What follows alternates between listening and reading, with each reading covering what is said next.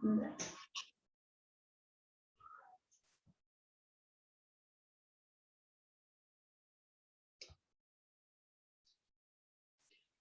അപ്പം നമ്മള് മുൻപത്തെ ക്ലാസ്സിൽ ഡിസ്കസ് ചെയ്തത് റെസ്പിറേഷൻ ആണ് ഡിസ്കസ് ചെയ്തിരുന്നത്. അതിൽ ഇലക്ട്രോൺ ട്രാൻസ്പോർട്ട് ചെയിൻ എന്ന് പറയുന്ന ടോപ്പിക്കാണ് കഴിഞ്ഞ ക്ലാസ്സിൽ നമ്മൾ ഡിസ്കസ് ചെയ്തിരുന്നത്. ഓക്കെ, അപ്പൊ നമുക്ക് ഇനി ആ ഒരു ഇലക്ട്രോൺ ട്രാൻസ്പോർട്ട് ചെയിനിന്റെ ബാക്കിയുള്ള ഒരു ഭാഗം കൂടി എടുക്കാനുണ്ട്. അതിന്റെ തന്നെ കണ്ടിന്യൂഷൻ ആണ് എടുക്കാനുള്ളത്. അപ്പൊ ഞാൻ പറഞ്ഞു തന്നു 4 complexes are involve in electron transport chain. That is complex 1, complex 2, complex 3 and complex 4. 4 complexes are involved in electron transport chain. Okay, during the transport of this electron, H plus ions or protons are pumped into the outer membrane space. അതാണ് നമ്മൾ പഠിച്ചുകൊണ്ടിരുന്നത്. Okay, അപ്പൊ നമ്മൾ ആ ഒരു H plus ion ഇതിന്റെ ആ ഒരു pumping process നടന്നു. ഓക്കെ, അപ്പം ആ ഇലക്ട്രോൺ ട്രാവൽ ചെയ്യുന്ന സമയത്ത് ആ എനർജി യൂട്ടിലൈസ് ചെയ്തുകൊണ്ട് എന്താ ചെയ്തത്, NaDH2 നിന്നുള്ള ഹൈഡ്രജനെ ലിബറേറ്റ് ചെയ്യുകയും അങ്ങനെ ലിബറേറ്റ് ചെയ്യപ്പെടുന്ന പ്രോട്ടോൺസിനെ പമ്പ് ചെയ്യുന്നതിന് വേണ്ടിയിട്ടാണ് ഈ ഇലക്ട്രോൺ ട്രാൻസ്പോർട്ട് ചെയിൻ എന്ന് പറയുന്ന ആ ഒരു പ്രോസസ് നടന്നുകൊണ്ടിരുന്നത്. അപ്പൊ so during electron transport chain energy is released. That energy is used to pump H plus or protons. Okay, അപ്പൊ അതിനെ പമ്പ് ചെയ്തു. ഇപ്പം H plus ions എവിടെ വന്നിട്ടുണ്ട്, നമ്മൾ അതിൽ പഠിച്ച സ്ഥലം എന്ന് പറഞ്ഞിട്ടുണ്ടെങ്കിൽ മൈറ്റോകോൺഡ്രിയൽ മെട്രിക്സ് ഉണ്ടായിരുന്നു, ദെൻ ഇന്റർമെംബ്രെയിൻ സ്പേസ് ഉണ്ടായിരുന്നു, ദെൻ ഔട്ടർ സർഫസ്. ഓക്കെ, അപ്പം ഈ H plus ionsനെ മുഴുവൻ ഇപ്പം എവിടെ അക്യുമുലേറ്റ് ചെയ്തു, within the intermembrane space, that is the space between outer and inner membrane. അപ്പൊ അതിനുള്ളിൽ ഇപ്പൊ H plus ions ഒക്കെ അക്യുമുലേറ്റ് ചെയ്തിരിക്കുകയാണ്. അപ്പൊ ലാസ്റ്റ് ടൈം നമ്മൾ പഠിച്ചത് പ്രോട്ടോണിന്റെ ട്രാൻസ്പോർട്ട് വരെ പഠിച്ചു. ഇനി നമ്മൾ അടുത്ത് പഠിക്കാൻ പോകുന്നത് എന്തിനാണ് ഈ പ്രോട്ടോൺസ് യൂട്ടിലൈസ് ചെയ്യുന്നത്, ഈ പമ്പ് ചെയ്ത പ്രോട്ടോൺസിന്റെ ഫംഗ്ഷൻ എന്താണ് എന്നാണ് നമ്മൾ പഠിക്കുന്നത്. ഓക്കെ, അതിനു മുമ്പായിട്ട് പറയാനുള്ള ഒരു കാര്യം നമ്മൾ പറഞ്ഞിരുന്നു, during the first stage, that is glycolysis, ATP is produced. Okay, then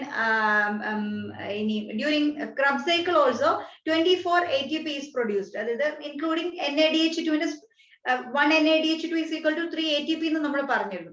അതെല്ലാം കൂടി ഇൻക്ലൂഡ് ചെയ്താലും 24 ATP is produced during Krebs cycle, 8 ATP is produced during glycolysis എന്ന് പറഞ്ഞിരുന്നു.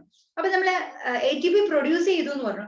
ഈ ATP എങ്ങനെയാണ് ഫോം ചെയ്തത്, ആ ഫോം ചെയ്ത ആ ഒരു മെത്തേഡ് ആണ് എന്തെന്ന് പറയുന്നത് ഇലക്ട്രോൺ ട്രാൻസ്പോർട്ട് ചെയിൻ. ആ ATPയുടെ ഫോർമേഷന് എന്താവശ്യമാണ്, പ്രോട്ടോൺസ് അല്ലെങ്കിൽ H plus or protons are necessary for the production of this ATP molecules.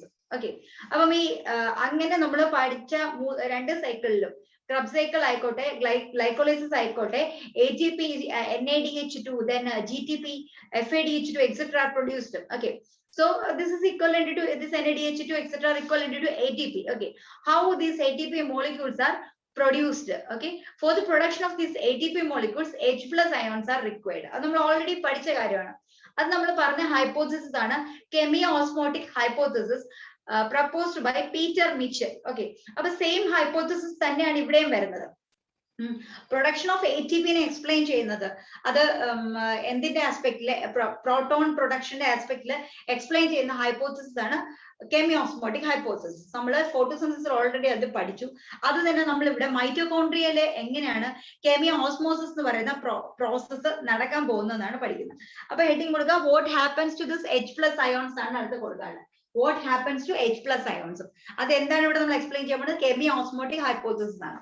Okay, അപ്പൊ ഇതിനെ നമ്മൾ വിളിക്കുന്ന പേര് ഓക്സിഡേറ്റീവ് ഫോസ്ഫോറിലേഷൻ എന്നാണ്. Oxidative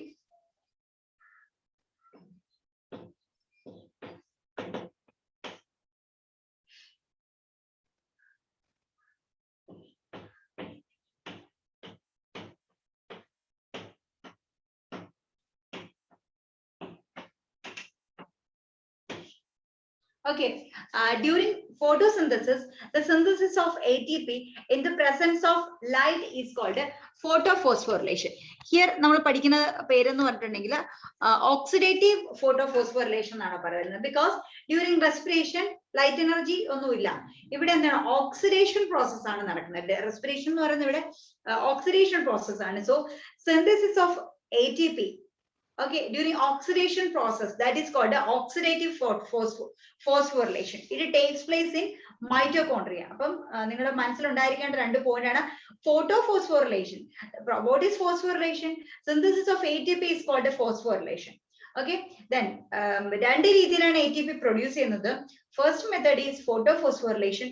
Second method is oxidative phosphorylation.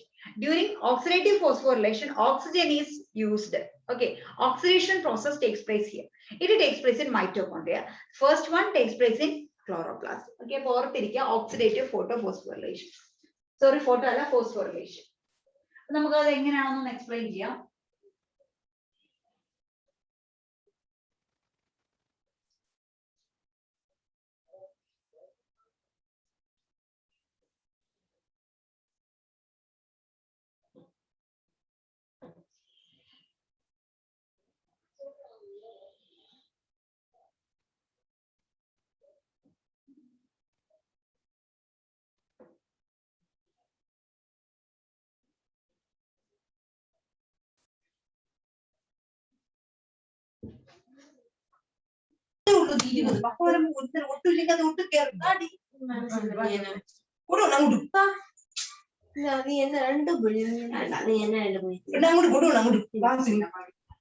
ആരുടെ വീട്ടില് ബഹളമൊക്കെ നടക്കുന്നുണ്ട്, ഓഡിയോ മ്യൂട്ട് ചെയ്യുക.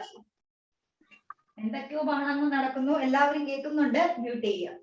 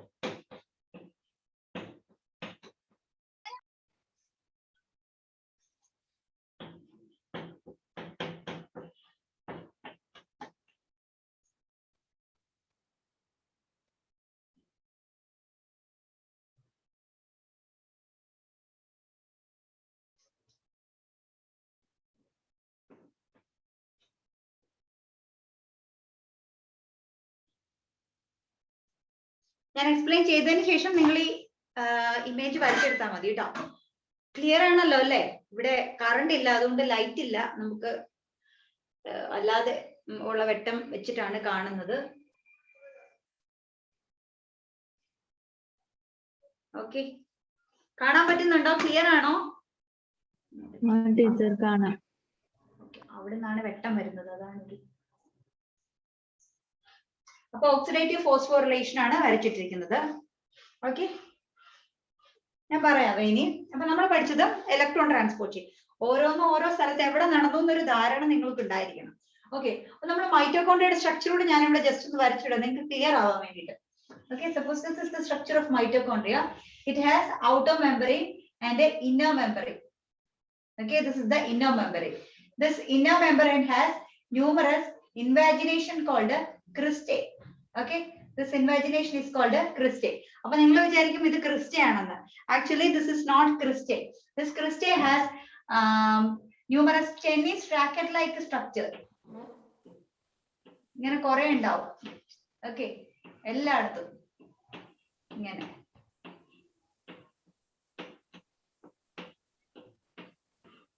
Okay. This tennis racket, this crystal has numerous tennis racket like a structure called a oxysome. Okay, this structure is called a oxysome. അത് തന്നെയാണ് ഇവിടെ വരച്ചിരിക്കുന്നത് കേട്ടോ. This is oxysome. Oxysome. O-X-Y-S-O-M-E. Oxysome. Oxysome or F0 F1 particle. Another name of oxysome is F0 F1 particle. Okay. So മൈറ്റോകോൺഡ്രിയയുടെ structure നിങ്ങൾ പഠിച്ചതായിരിക്കാം, പക്ഷെ കുറച്ച് ദിവസം മുമ്പായിട്ട് നിങ്ങൾ മറന്നു പോയിട്ടുണ്ടാവും. അതുകൊണ്ട് ഞാൻ പറയാണ്, അത് വ്യക്തമായിട്ട് നിങ്ങൾക്ക് ഒരു ധാരണ ഉണ്ടായിരിക്കണം, എങ്കിലേ നമുക്ക് ഈ ഒരു പ്രോസസ്സ് മനസ്സിലാകത്തുള്ളൂ. ഓക്കെ, അപ്പൊ ഓർത്തേക്കുക, outer membrane, inner membrane. Inner membrane has numerous finger-like projections called cristae, and this cristae has numerous tennis racket-like structure called oxysome or F0 F1 particle. Okay. This finger-like structure, that is cristae, which increases the surface area inside the mitochondrial membrane. Surface area കൂടുമല്ലേ, ഇങ്ങനെ project ചെയ്തിരിക്കുന്നതോറും എന്താണ് ഇത് നമ്മൾ വലിച്ചു നീട്ടി കഴിഞ്ഞാൽ അവിടെ അകത്ത് surface area കൂടുതലായിരിക്കും. അപ്പൊ കൂടുതൽ ആക്ടിവിറ്റി നടക്കുന്നതിന് വേണ്ടിയിട്ടാണ് അങ്ങനെ നടക്കുന്നത്. ഓക്കെ, അപ്പൊ this tennis racket structure is called oxysome or F0 F1 particle. ആ ഒരു സംഭവമാണ് നമ്മൾ ഇവിടെ വരച്ചിരിക്കുന്നത്. This is that sorry, this is cristae and this is that tennis racket like structure. Okay. Okay, ഇനി ഞാൻ പറയാം എന്താണ് നടക്കുന്നത്. അപ്പൊ നമ്മുടെ ഇലക്ട്രോൺ ട്രാൻസ്പോർട്ട് ചെയിൻ എവിടെയാണ് നടന്നതെന്ന് ചോദിച്ചിട്ടുണ്ടെങ്കിൽ, electron transport chain takes place എവിടെയാ? ഇതുവഴിയായിരുന്നു നടന്നുകൊണ്ടിരുന്നത്. This is the matrix. നമ്മുടെ ഈ അകത്തെ മെട്രിക്സ് ആണ് ഈ കാണിച്ചിരിക്കുന്നത്. ഇതാണ് ഇപ്പൊ ക്രിസ്റ്റേ വരുന്നത്. അപ്പം ഈ ക്രിസ്റ്റയുടെ അകത്തുണ്ടല്ലോ, ഇതിനിടയ്ക്ക് ഈ മെമ്പറൈനിലൂടെയാണ് എന്ത് നടന്നുകൊണ്ടിരുന്നത്? ഇലക്ട്രോൺ ട്രാൻസ്പോർട്ട് ചെയിൻ നടന്നുകൊണ്ടിരുന്നത്. ഓക്കെ, അപ്പം ഈ ഇലക്ട്രോൺ ട്രാൻസ്പോർട്ട് ചെയിൻ ഇതുവഴി നടന്നു കഴിയുമ്പോഴത്തേനും എന്ത് സംഭവിക്കുന്നു? ഇലക്ട്രോൺ ട്രാൻസ്പോർട്ട് ചെയിന്റെ ഭാഗമായിട്ട് protons, numerous protons are released inside this intermembrane space. Okay, അപ്പം അങ്ങനെ പ്രോട്ടോൺസിന്റെ എണ്ണം ഇവിടെ കൂടുതലായിട്ട് നിൽക്കുകയാണ്. ഇനി അടുത്തതെന്ന് വെച്ചിട്ടുണ്ടെങ്കിൽ, these protons are passed through this F0 F1 particle. ഒരു second.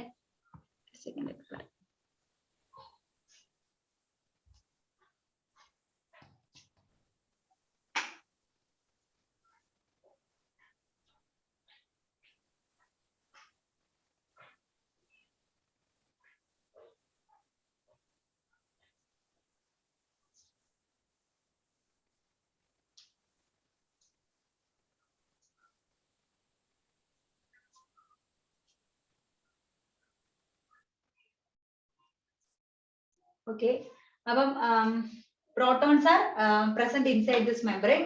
These protons are passed through this F0 F1 particle. But during this transport, this F0 F1 particle acts as ATPase. Okay, ATPase is the enzyme responsible for the synthesis of ATP. Okay, ATP synthesis നമ്മൾ പഠിച്ച ഒരു enzyme ആണ് ATPase enzyme. So ATPase ആയിട്ട് act ചെയ്യുന്ന ഇവിടെ ആരാണ്? F0 F1 particle act as ATPase enzyme. Okay, അപ്പോൾ ഓർത്തിരിക്കുക, ഇവിടെ എന്താ സംഭവിക്കുന്നത്? കെമിയോസ്മോട്ടിക് ഹൈപ്പോതെസിസിൽ നമ്മൾ പറഞ്ഞായിരുന്നു, as A result of release of protons or H+ ions, a proton motive force is created inside the membrane. അല്ലെ, proton motive force is created inside the membrane. More protons are inside the membrane. ഇവിടെ ആണെങ്കിൽ ഇതിന്റെ കേസിൽ ഇങ്ങനെ, മറ്റേ നേരത്തെ ആണെങ്കിൽ ഗ്രാനയ്ക്കുള്ളിൽ more protons are formed inside the grana. As a result of this, proton motive force is created. As a result of this, these protons will move from the region of higher concentration to the region of lower concentration. അപ്പൊ നമുക്കറിയാം എപ്പോഴും എന്താണ്, പ്രോട്ടോണിന്റെ concentration കൂടുതലായിട്ടിരിക്കുമ്പോൾ H+ അയോൺസിന്റെ concentration എവിടെയാണോ ഇരിക്കുന്നത് അവിടെ നിന്ന് കുറഞ്ഞ concentration ഉള്ള സ്ഥലത്തേക്ക് പ്രോട്ടോൺസ് മൂവ് ചെയ്യുന്നു. ഓക്കെ, അപ്പം ആ ഒരു പ്രോട്ടോൺസിന്റെ മൂവ്മെന്റ് നടക്കുന്നത് ഏത് വഴിയാണ്? F0 F1 പാർട്ടിക്കിൾ വഴിയാണ്. During that process, with the help of ATPase or F0 F1 particle act as ATPase enzyme, and as a result of this, ATP is synthesized. Okay, this is the process of oxidative phosphorylation. oxidative. This process is called oxidative phosphorylation. അപ്പം സാധാരണയായിട്ട് നമുക്ക് റെസ്പിറേഷനിൽ confusion ഉണ്ടാവുന്ന സാധനം നമുക്ക് electron transport ചെയ്യുന്ന ഒരു confusion ആയിട്ട് വരുന്ന ഒരു സംഭവമാണ്. അതുപോലെ തന്നെ ക്രബ് സൈക്കിൾ, അതൊക്കെ ഇത് തമ്മിൽ നമുക്ക് ലിങ്ക് ചെയ്യാൻ ഒരു ബുദ്ധിമുട്ടുണ്ടാവും. അപ്പൊ ഞാൻ ഇത് മൊത്തം ഇത്രയും കാര്യങ്ങൾ മനസ്സിലായെങ്കിൽ എൻറ്റയർ പ്രോസസ്സ് ഞാനൊന്ന് ജസ്റ്റ് ഒന്ന് ബ്രീഫ് ചെയ്ത് പറയാം. ഓക്കെ, അപ്പൊ ഇത് ഇത്രയും മനസ്സിലായോ നിങ്ങൾക്ക്? വരച്ചു കഴിഞ്ഞോ നിങ്ങളിത്? ഇല്ല ടീച്ചർ. അപ്പൊ ഇതൊന്ന് വരച്ചും കൂടെ എടുക്കുക. അത് കഴിഞ്ഞതിന് ശേഷം നമുക്കത് എക്സ്പ്ലെയിൻ ചെയ്യാം. ഇവിടെ ഫാൻ ഇല്ലാത്തതുകൊണ്ട് കറണ്ടും ഇല്ല.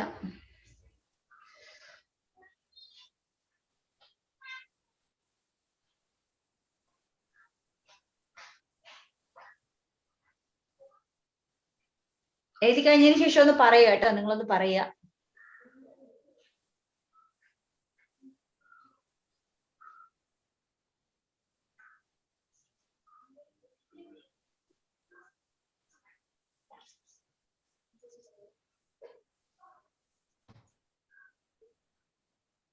കഴിഞ്ഞു ടീച്ചർ. ഓക്കെ, എല്ലാരും എഴുതിയെന്ന് വിചാരിക്കുന്നു. ഓക്കെ, അപ്പം നമ്മൾ ഫസ്റ്റ് പഠിച്ച പ്രോസസ് എന്ന് വെച്ചാൽ പ്രോസസ് ഓഫ് റെസ്പിറേഷൻ. അപ്പം during the process of respiration there is a respiratory substrate അല്ലെ. അപ്പൊ നമ്മളിപ്പോ പറയുന്നതിൽ റെസ്പിറേറ്ററി സബ്സ്ട്രേറ്റ് എന്ന് പറയുമ്പോൾ it may be glucose, proteins, fats etcetera, അതെല്ലാം റെസ്പിറേറ്ററി സബ്സ്ട്രേറ്റ് ആണ്. So break down of glucose takes place. Okay, അപ്പൊ അതിന് എയറോബിക് റെസ്പിറേഷനിൽ മെയിൻ ആയിട്ടും 3 സ്റ്റേജസ് ആണുള്ളത്. First stage is glycolysis. Okay, second stage is called Krebs cycle, and the third stage is called electron transport chain. Okay, third stage എന്ന് പറയാൻ പറ്റില്ല, ഇതിന്റെ കൂടെ തന്നെ നടക്കുന്നതാണ് electron transport chain. Then during the first process, that is glycolysis, this glucose is converted to pyruvic acid. Okay, this glycolysis, the stage glycolysis is common in both the aerobic and anaerobic respiration. അപ്പൊ എല്ലാ ഓർഗാനിസത്തിലും first നടക്കുന്ന stage എന്താണ്? Glycolysis ആണ്. During the time of glycolysis എത്രയാണ്? 2 molecules of pyruvic acid is formed. Okay, അപ്പൊ 2 molecule pyruvic acid form ചെയ്തു. Okay, then in anaerobic organism എന്ത് പറ്റുന്നു? This pyruvic acid undergo alcoholic fermentation or lactic acid fermentation. രണ്ടെണ്ണം പഠിച്ചായിരുന്നു നമ്മൾ. അത് anaerobic organism. In aerobic organism, these 2 molecules of pyruvic acid is converted into acetyl coenzyme A. Okay, that reaction is called a link reaction. For a second.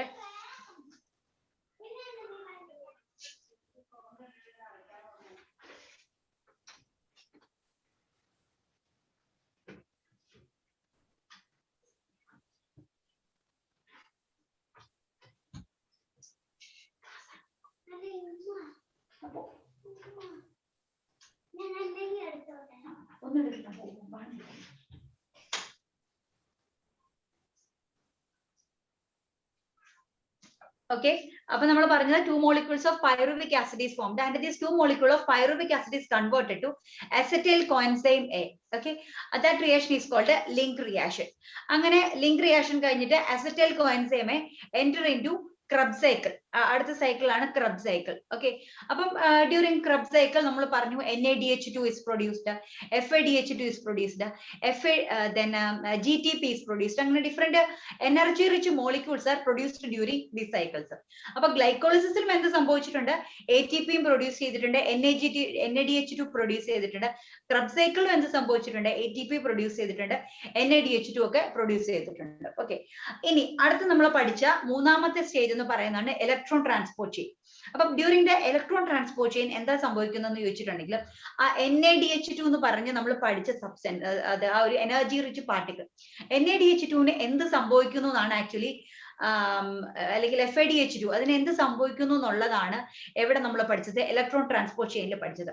From the NADH2, H2 ions are passed through the membrane. Okay, അപ്പൊ അവിടെ electron transport ചെയ്യേണ്ട ആവശ്യകത എന്താണ്? During electron transport, during the transfer of electrons, energy is released. That energy is required for the transfer of H2 released by NADH2 from the matrix to the intermembrane space. ഇങ്ങോട്ടേക്ക് ഈ H+ അയോണിനെ release ചെയ്യുന്നതിനായിരുന്നു electron transport ചെയ്യുന്ന ആ process അവിടെ നടന്നത്.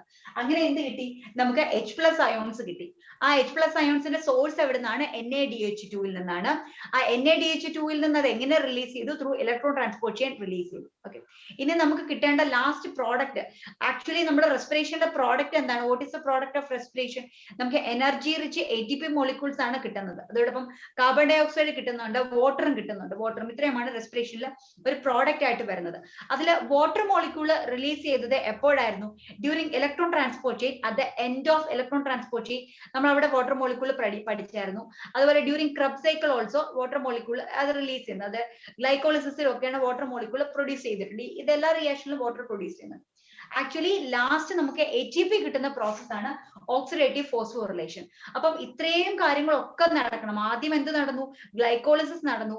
അത് കഴിഞ്ഞതിന് ശേഷം Krebs cycle നടന്നു. ഈ രണ്ട് സൈക്കിളിലും നമ്മൾ ATP കിട്ടുന്നു, NADH2 കിട്ടുന്നു. അവിടെ ആ ടൈമിൽ ATP എങ്ങനെ പ്രൊഡ്യൂസ് ചെയ്തു? അതോടൊപ്പം തന്നെ ആ ഒരു സൈക്കിളിനോടൊപ്പം തന്നെ അതിന്റെ ഒരു സൈഡിലായിട്ട് അതിന്റെ റിലീസിന്റെ ടൈമിൽ ഏത് പ്രോസസ് നടക്കുന്നുണ്ടായിരുന്നു? Oxidative phosphorylation. This reaction is എപ്പോഴാണ് നടന്നുകൊണ്ടിരുന്നത്? ആ സൈക്കിളൊക്കെ നടന്ന ടൈമിൽ തന്നെ H+ ഒക്കെ റിലീസ് ചെയ്യുമ്പോൾ ആണ് ഈ ഓക്സിഡേറ്റീവ് ഫോസ്ഫോറിലേഷൻ എന്ന് പറയുന്ന പ്രോസസ് നടക്കുന്നത്. അപ്പോഴാണ് അവിടെ എന്ത് കിട്ടിയത്? ATP produce. ദാറ്റ് മീൻസ് ഇത് അവസാനത്തെ സ്റ്റേജിൽ നിന്ന് നമുക്ക് പറയാൻ പറ്റത്തില്ല, കാരണം ഇതെല്ലാം ഒരുമിച്ചാണ് നടക്കുന്നത്. ആ സമയത്തൊക്കെ നമ്മൾ പഠിച്ചോടെ ATP പ്രൊഡ്യൂസ് ചെയ്തു എന്ന് പറഞ്ഞു. How ATP is produced during glycolysis and Krebs cycle. That process, അതിനെയാണ് നമ്മൾ എന്ത് പറയുന്നത്? ഓക്സിഡേറ്റീവ് ഫോസ്ഫോറിലേഷൻ എന്ന് പറഞ്ഞ് ഇവിടെ നമ്മൾ പഠിക്കുന്നത്. ഓക്കെ, ഇപ്പൊ ക്ലിയർ ആയോ സംഭവം എന്താണെന്ന്? ATPയുടെ സിന്തസിസും ഈ പറഞ്ഞ റെസ്പിറേഷൻ എന്ന് പറഞ്ഞ സാധനമൊക്കെ കുറച്ച് ബുദ്ധിമുട്ടുള്ള ചാപ്റ്റർ ആണ്. പൊതുവെ എല്ലാവർക്കും ഏറ്റവും ബുദ്ധിമുട്ടുള്ള രണ്ട് ചാപ്റ്റേഴ്സ് ആണ് ഫോട്ടോസിന്തസിസ് ആൻഡ് റെസ്പിറേഷൻ. അപ്പം അതുകൊണ്ട് തന്നെ കൺഫ്യൂഷൻ ഉണ്ടാവാൻ സാധ്യതയുണ്ട്. ഡൗട്ട് എന്തെങ്കിലും ഉണ്ടെങ്കിൽ ചോദിക്കാം. ഉണ്ടോ? ഡൗട്ട് ഉണ്ടോ?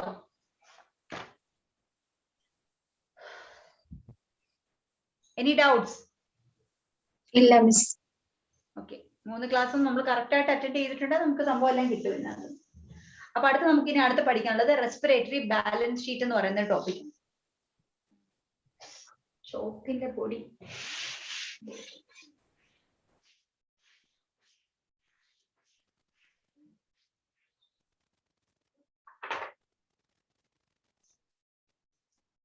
അടുത്ത റെസ്പിറേറ്ററി ബാലൻസ് ഷീറ്റ്. ഇനി നമുക്ക് നമ്മൾ അടുത്ത പ്രോസസ് എന്ന് വെച്ചാൽ എത്ര ATP കിട്ടി, NADH2 കിട്ടി എന്നുള്ളത് നമ്മൾ കാൽക്കുലേറ്റ് ചെയ്യാൻ പോവാണ്. ഓക്കെ, അപ്പൊ അതിന് നമുക്ക് റെസ്പിറേറ്ററി ബാലൻസ് ഷീറ്റ് എന്ന് പറയാം.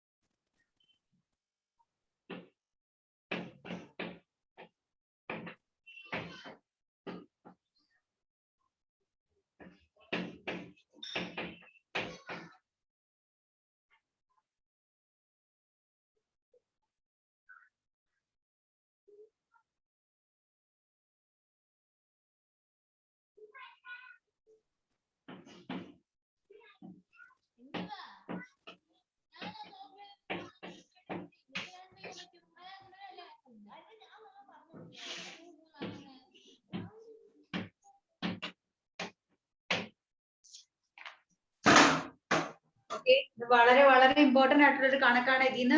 ഇതിന്ന് വേണമെങ്കിലും ചോദിക്കാം.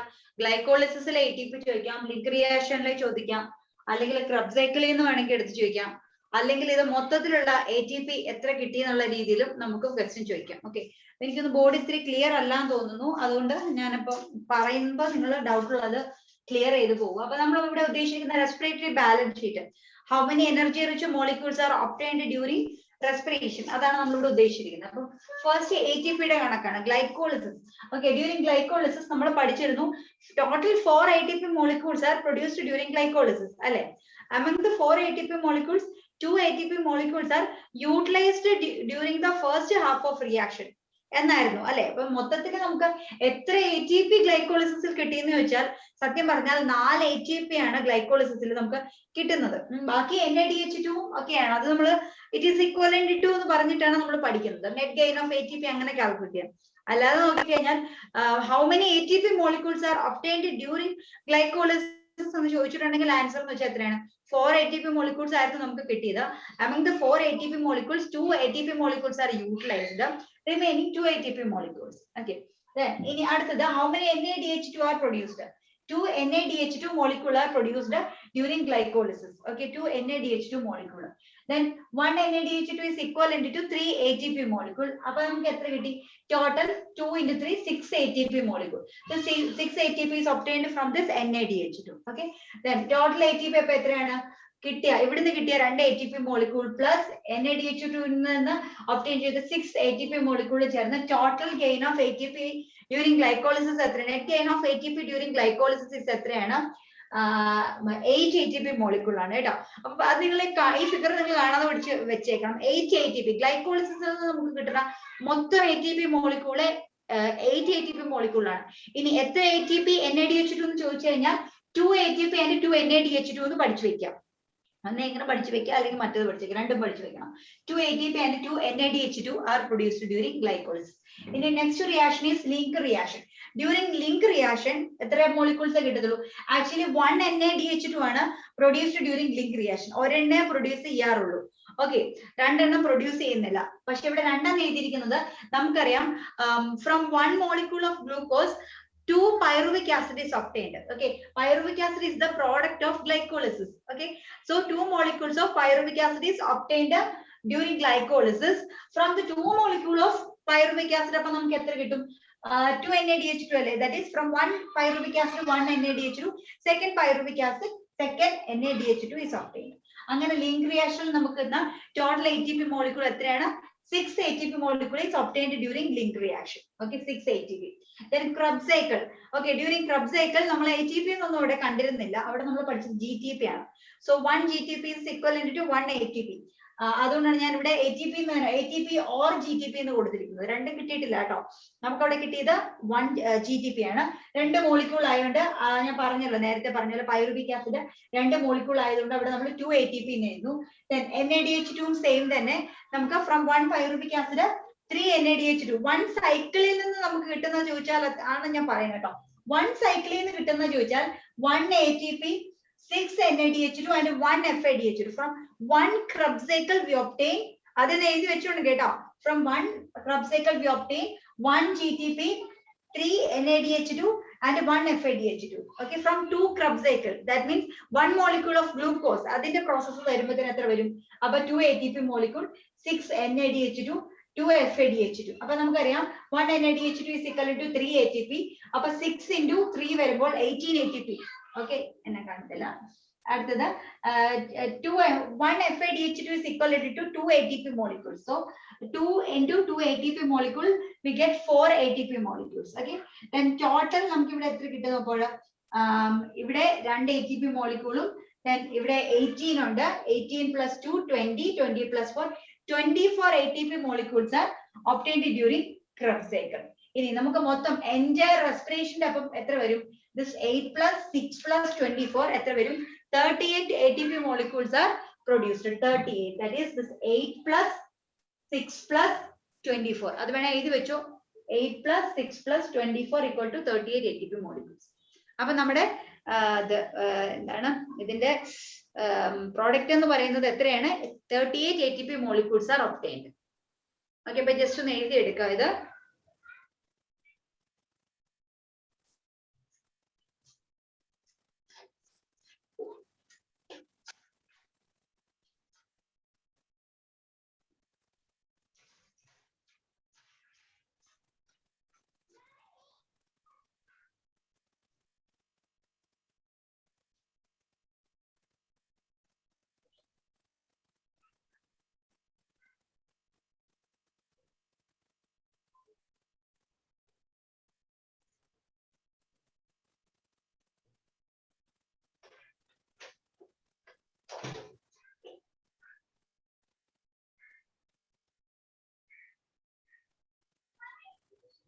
ഓക്കെ,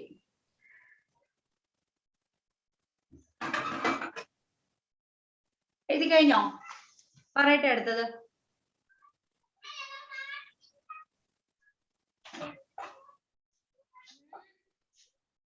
പറയട്ടെ, എഴുതി കഴിഞ്ഞോ? കഴിഞ്ഞു മിസ്. ഓക്കെ, അപ്പൊ നമ്മൾ പഠിച്ചിട്ടുള്ളത് ഇനി ചിലതിനകത്ത് കാണുന്നുണ്ട് എന്താണ് 36 എന്ന ചില ഓപ്ഷൻസിൽ കാണാറുണ്ട്. 36 ATP മോളിക്യൂൾസ് എന്ന് നമ്മൾ കാണാറുണ്ട്. 36 ATP മോളിക്യൂൾ. അപ്പം നമുക്ക് മൊത്തം കിട്ടിയത് actually net gain of ATP എന്ന് പറയുന്നത് 36 ആണ്. ഓക്കെ, എന്നാൽ ഈ 36 ATP മോളിക്യൂളിനകത്ത് നിന്ന് 2 ATP വീണ്ടും നമ്മൾ ഉപയോഗിക്കുന്നുണ്ട് കേട്ടോ. ആദ്യം നമ്മൾ 2 ATP എവിടെ പഠിച്ചായിരുന്നു? ആദ്യം ഉപയോഗിച്ച കാര്യം പഠിച്ചായിരുന്നു. ഓക്കെ, ഈ 38-നകത്ത് ചിലതിനകത്ത് 36 എന്ന് കൊടുക്കാറുണ്ട്. 36 ATP മോളിക്യൂൾ ഇതെന്ന് പറഞ്ഞിട്ടുണ്ടെങ്കിൽ നമുക്കറിയാം glycolysis, the process of glycolysis takes place in cytoplasm. This is cytoplasm. Okay, then the link reaction and the Krebs cycle takes place inside the mitochondria. Okay, this is mitochondria. So glycolysis takes place here, and in both the link reaction and the Krebs cycle takes place inside the mitochondria. Okay, so first pyruvic acid is formed during this glycolysis. This pyruvic acid is transported to this mitochondria. ഇങ്ങോട്ടേക്ക് അത് transport ചെയ്യേണ്ടി വരും അകത്തേക്ക്. This pyruvic acid enter into this mitochondria, and during that process link reaction takes place, and ബാക്കിയുള്ള reactions ഒക്കെ അങ്ങോട്ട് നടക്കുന്നത്. അപ്പൊ ഇതിനെ ഇങ്ങോട്ടേക്ക് ട്രാൻസ്പോർട്ട് നടത്തണമെങ്കിൽ അവിടെ എനർജി ആവശ്യമാണ്. So among the 38 ATP molecules, 2 ATP molecules are used for the transport of materials obtained during glycolysis inside the cytoplasm into the mitochondria. Okay, അപ്പൊ ഈ ഒരു ട്രാൻസ്പോർട്ടിന് വേണ്ടിയിട്ട് ഉപയോഗിക്കുന്നത്. അപ്പൊ അത് എഴുതിക്കൊള്ളുക.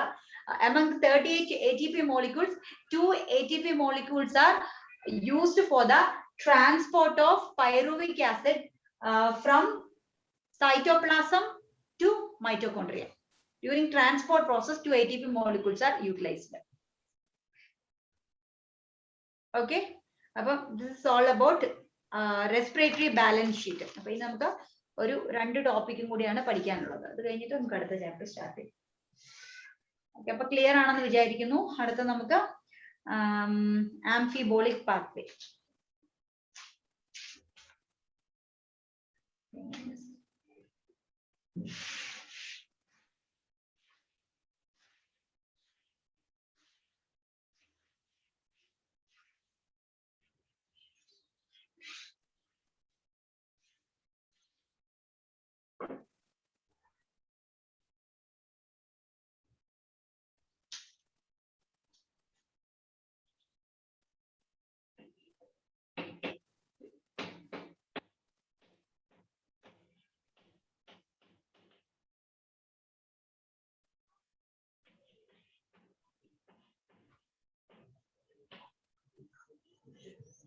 Amphibolic pathway.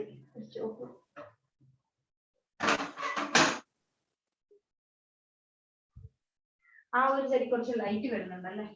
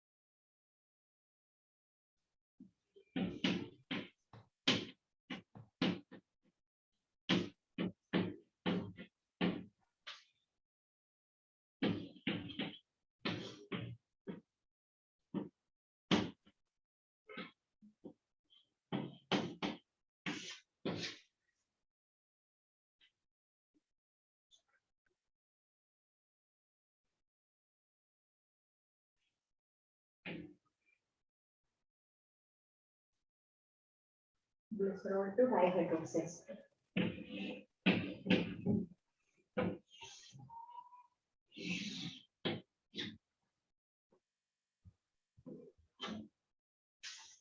Okay. Okay, next വരുന്നത് amphibolic pathway. Amphibolic pathway എന്ന് പറയുമ്പോൾ നമ്മൾ ഇത്രയും നേരം പഠിച്ചത് റെസ്പിറേറ്ററി സബ്സ്ട്രേറ്റിനെ കുറിച്ച് പഠിച്ചിരുന്നു. Respiratory substrate. അപ്പൊ നമ്മൾ പറഞ്ഞിരുന്നു ഗ്ലൂക്കോസ് ഗ്ലൈക്കോളിസിസ് എന്ന് പറയുന്ന പ്രോസസ് മാത്രമാണ് പഠിച്ചത്. പക്ഷെ നമ്മൾ കഴിക്കുന്ന ഫുഡിനകത്ത് ഗ്ലൂക്കോസ് മാത്രമല്ല ഉള്ളത് അല്ലെ, കാർബോഹൈഡ്രേറ്റ് മാത്രമല്ല, പ്രോട്ടീൻസ് ഉണ്ട്, ഫാറ്റ്സ് ഉണ്ട്, എല്ലാം ഉണ്ട്. അപ്പൊ ഈ കഴിക്കുന്ന ഫുഡിനൊക്കെ എന്ത് സംഭവിക്കുന്നു? അതൊക്കെ നമ്മുടെ ബോഡിയിൽ നിന്ന് എത്തിച്ചേർന്ന് കഴിഞ്ഞാൽ അതിന് റെസ്പിറേഷൻ സംഭവിച്ചു കഴിഞ്ഞാൽ എന്തൊക്കെ റിലീസ് ചെയ്യുന്നു എന്നുള്ളതാണ് എന്ത് പറയുന്നത്, ആംഫിബോളിക് പാത്വേയിൽ കൂടെ എക്സ്പ്ലെയിൻ ചെയ്യുന്നത്. അപ്പം നമുക്ക് ഓൾറെഡി അറിയാവുന്ന ഒരു കാര്യമാണ്, കാർബോഹൈഡ്രേറ്റ് ആണെങ്കിൽ glucose is converted to glycolysis, then മൊത്തം പ്രോസസ് നമ്മൾ പഠിച്ചതാണ്. അപ്പം അത് നമ്മൾ ഇനി എക്സ്പ്ലെയിൻ ചെയ്യേണ്ട ആവശ്യമില്ല, കാരണം glucose is a carbohydrate. This glucose is converted to glucose 6 phosphate, then fructose 6 phosphate, dihydroxy acetone phosphate, glyceraldehyde 3 phosphate, pyruvic acid, acetyl coenzyme, link reaction from during link reaction acetyl coenzyme finally enter into Krebs cycle. Then what happens to this proteins? This proteins നമുക്കറിയാം, the unit of proteins എന്ന് പറഞ്ഞാൽ amino acids ആണ്. Okay, protein ന്റെ basic unit എന്ന് പറഞ്ഞാൽ amino acids ആണ്. amino acids ചേർന്നിട്ട് polypeptide ഉണ്ടാവുന്നു. This from this polypeptide protein molecules are formed. Okay, so from this protein molecule the unit is amino acids. Okay, this amino acid is converted to pyruvic acid. Okay, എന്താണ് പറ്റുന്നത്? This amino acid is converted to pyruvic acid. അപ്പൊ അതിന്റെ cycle ഒന്നും നമുക്ക് പഠിക്കാനില്ല. നമ്മൾ amphibolic pathway എന്ന് പറഞ്ഞാൽ ഇത്ര മാത്രമേ പഠിക്കുന്നുള്ളൂ. This amino acid is converted to pyruvic acid and it enter into the link reaction. അപ്പൊ pyruvic acid എന്ന് പറയുന്ന കോമ്പൗണ്ട് സെല്ലിൽ കണ്ടു കഴിഞ്ഞാൽ ഉടനെ അവിടെ എന്ത് നടക്കും? അവിടെ ലിങ്ക് റിയാക്ഷൻ നടക്കും. അപ്പൊ ആ ഒരു കോമ്പൗണ്ട് ആയിട്ട് മാറും, പൈറുവിക് ആസിഡ് ആയിട്ട് മാറും. ബാക്കി നമ്മൾ ഇത് കണ്ടിന്യൂ ചെയ്യും. ഇനി what happens to fats? Fat is converted to fatty acid and glycerol. Fat is converted to fatty acid and glycerol. Among this glycerol is converted to dihydroxy acetone phosphate. It is a compound formed during the middle stage of glycolysis അല്ലെ. അതിന്റെ ഒരു പകുതിക്ക് വെച്ച് form ചെയ്യുന്ന ഒരു compound ആണ് dihydroxy acetone phosphate. അപ്പൊ glycerol is converted to എന്താണ് dihydroxy acetone acetone phosphate, and it also enter into the glycolysis. Glycolysis ന്റെ ആ പ്രോസസ്സിലേക്ക് ഇതാണ് എൻ്റർ ചെയ്യണം. പിന്നെ അത് കണ്ടിന്യൂ ചെയ്യുമ്പോഴത്തേനും ഫ്രം ദാറ്റ് ഡൈഹൈഡ്രോക്സിഅസറ്റോൺ ഫോസ്ഫേറ്റ് നമ്മൾ കുറെ കോമ്പൗണ്ട് ഇടയ്ക്ക് പഠിച്ചിട്ടുണ്ട്. ഫോസ്ഫൈനോൾ, പൈറുവിക് ആസിഡ്, അങ്ങനെ കുറെ സാധനം പഠിച്ചിട്ടുണ്ട്. Finally pyruvic acid is produced from this dihydroxyacetone phosphate. Then from the fatty acid, this fatty acid is directly converted to acetyl coenzyme, and it also enter into Krebs cycle. അപ്പോൾ നമ്മൾ പറഞ്ഞിരിക്കേണ്ടത് what happens to proteins. സത്യം പറഞ്ഞാൽ ഇതെല്ലാം നമ്മൾ പഠിച്ച സാധനങ്ങൾ തന്നെയാണ്. Krebs cycle സ്റ്റെപ്പും ഒക്കെയാണ് ഇത് മൊത്തം ഇവിടെ വരെ, അത് ലിങ്ക് റിയാക്ഷൻ ഉൾപ്പെടെ. നമ്മൾ അറിയേണ്ടത് അമിനോ ആസിഡ് എവിടെ വെച്ചാണ് ഈ സൈക്കിളിലേക്ക് എൻ്റർ ചെയ്യുന്നതാണ്. അമിനോ ആസിഡ് എന്തായിട്ട് മാറുന്നു? Pyruvic acid. അപ്പോൾ വളരെ ഈസിയാണ്. Product of glycolysis is pyruvic acid. Okay, this amino acid is converted to pyruvic acid. Then it undergo beta oxidation and fatty acid and glycerol is formed. This fatty acid is converted to acetyl coenzyme. Glycerol is converted to dihydroxyacetone phosphate. അത്രേ ഉള്ളൂ ഇതിനകത്ത് main point. Fatty acid എന്ത് സംഭവിക്കുന്നു? acetyl coenzyme, glycerol, dihydroxy acetone phosphate is formed here. Okay, clear അല്ലേ? ഇത് കഴിഞ്ഞോ? എഴുതിക്കോളൂ. ഇത് കഴിഞ്ഞ് പറയാം. അടുത്ത ടോപ്പിക്കിലേക്ക് പോവാം. അടുത്ത ഒരു ടോപ്പിക് ഉള്ളൂ നമുക്ക്, respiratory quotient. Respiratory quotient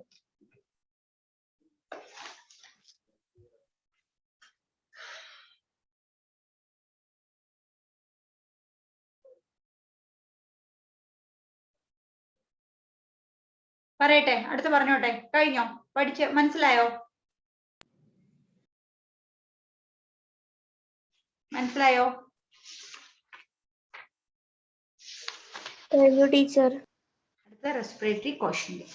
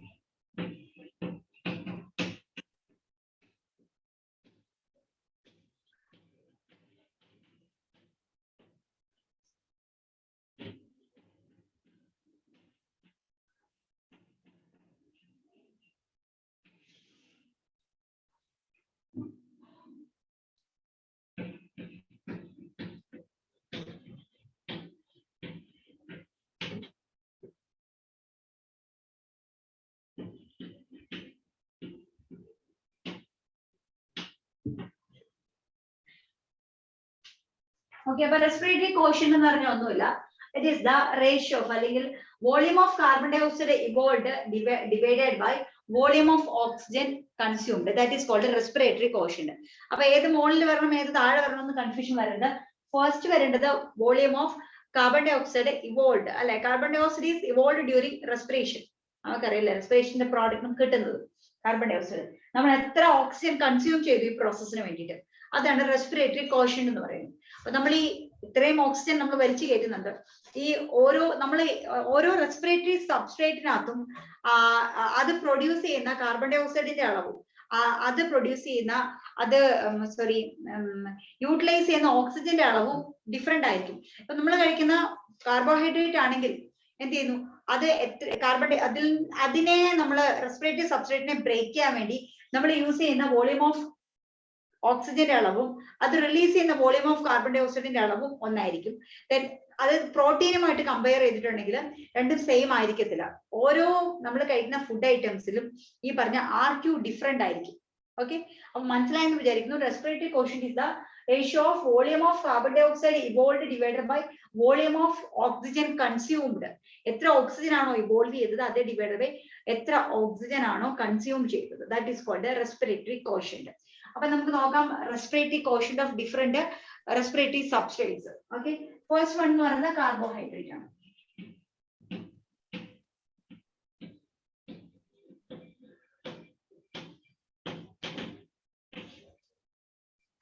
carbohydrate നമുക്കറിയാം എന്താണ്, ഗ്ലൂക്കോസ് 6, 6, 3, 6, H12 O6 plus എത്ര ഓക്സിജൻ ആണ് 6 O2 എന്ന് നമ്മൾ ആദ്യമേ പഠിക്കുന്നുണ്ട് അവിടെ 6 O2 gives 6 carbon dioxide plus 6 H2O plus energy. Here നമുക്കറിയാം volume of carbon dioxide 6 അല്ലേ 6 CO2 divided by 6 O2. അപ്പൊ എന്താണ് ഇവിടെ answer 1. Okay, 1. So respiratory quotient of carbohydrate is always 1. അപ്പൊ ഏത് കാർബോഹൈഡ്രേറ്റ് ആകട്ടെ ഗ്ലൂക്കോസ് ആട്ടെ ഫ്രക്ടോസ് ആട്ടെ എന്തും ആട്ടെ എന്ത് കാർബോഹൈഡ്രേറ്റ് ആണെങ്കിലും റെസ്പിറേറ്ററി കോഷ്യന്റ് എന്ന് പറയുന്നത് 1 ആയിരിക്കും. ദാറ്റ് മീൻസ് ഏത് കാർബോഹൈഡ്രേറ്റ് എടുത്താലും 6 ഓക്സിജൻ മോളിക്കൂൾ ഉപയോഗിച്ച് കഴിഞ്ഞാൽ 6 ഓക്സിജൻ മോളിക്കൂൾ തന്നെയായിരിക്കും എന്ത് ചെയ്യുന്നത്, sorry 6 carbon dioxide molecule ആയിരിക്കും ഇവോൾവ് ചെയ്യുന്നത്. ഓക്കെ, അപ്പൊ so it is the ratio of volume of CO2 evolved divided by volume of O2 consumed. Okay, ഇനി അപ്പം ഓർക്കുക value of sorry respiratory quotient of carbohydrate is always 1. The answer is 1. ഇനി അടുത്തത് നമുക്ക് നോക്കാം fat.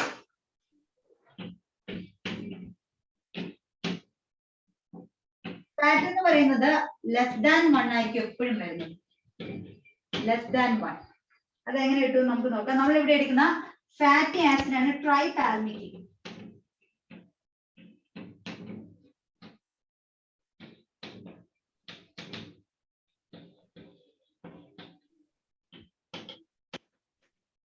Tripalmitin is the fatty acid used here. Is 1O2 CO2 carbon dioxide divided by 145 O2. The answer is 0.7. So here the respiratory quotient of fat is always less than 1 ആയിരിക്കും. അപ്പം ഏത് fat എടുത്താലും അവിടെ മുകളിലത്തെ value എന്ന് പറയുന്നത് ചെറിയ value, താഴത്തെ വാല്യൂ എന്ന് പറയുന്നത് വലിയ വാല്യൂ ആയിരിക്കും വരുന്നത്. സോ അപ്പൊ സ്വാഭാവികമായിട്ടും ലെസ് ദാൻ 1 ഉള്ള ഒരു വാല്യൂ ആയിരിക്കും വരുന്നത്. അപ്പൊ നമുക്ക് ഡിഫറെന്റ് ഫുഡ് സബ്സ്റ്റൻസിന്റെ റെസ്പിറേറ്ററി കോഷ്യന്റ് എക്സാമിന് ചോദിക്കാം. ഇതിങ്ങനെ കാൽക്കുലേറ്റ് ചെയ്യാനാണെങ്കിൽ അല്ലെങ്കിൽ കാർബൺ ഡൈ ഓക്സൈഡ് ഇവോൾഡ് കൊടുത്തിട്ടുണ്ടാവും, ദെൻ ഓക്സിജൻ യൂട്ടിലൈസ്ഡും കൊടുത്തിട്ടുണ്ടാവും. അപ്പൊ അത് വെച്ചിട്ട് നിങ്ങൾ എഴുതുക, കാൽക്കുലേറ്റ് ചെയ്യുക. മുകളില് കാർബൺ ഡൈ ഓക്സൈഡ് എഴുതുക, താഴെ ഓക്സിജൻ എഴുതുക. ഓൾവേസ് ലെസ് ദാൻ 1 ഒരു വാല്യൂ ആണെന്നുണ്ടെങ്കിൽ ദാറ്റ് മീൻസ് അത് എന്തായിരിക്കും, ഫാറ്റ് ആയിരിക്കും വരുന്നത്. ഇനി in the case of protein also the value is less than 1. അപ്പൊ അതും കൂടെ എഴുതിക്കൊള്ളുക. In the case of protein also respiratory quotient is less than 1. Less than 1. Protein also respiratory quotient is less than 1.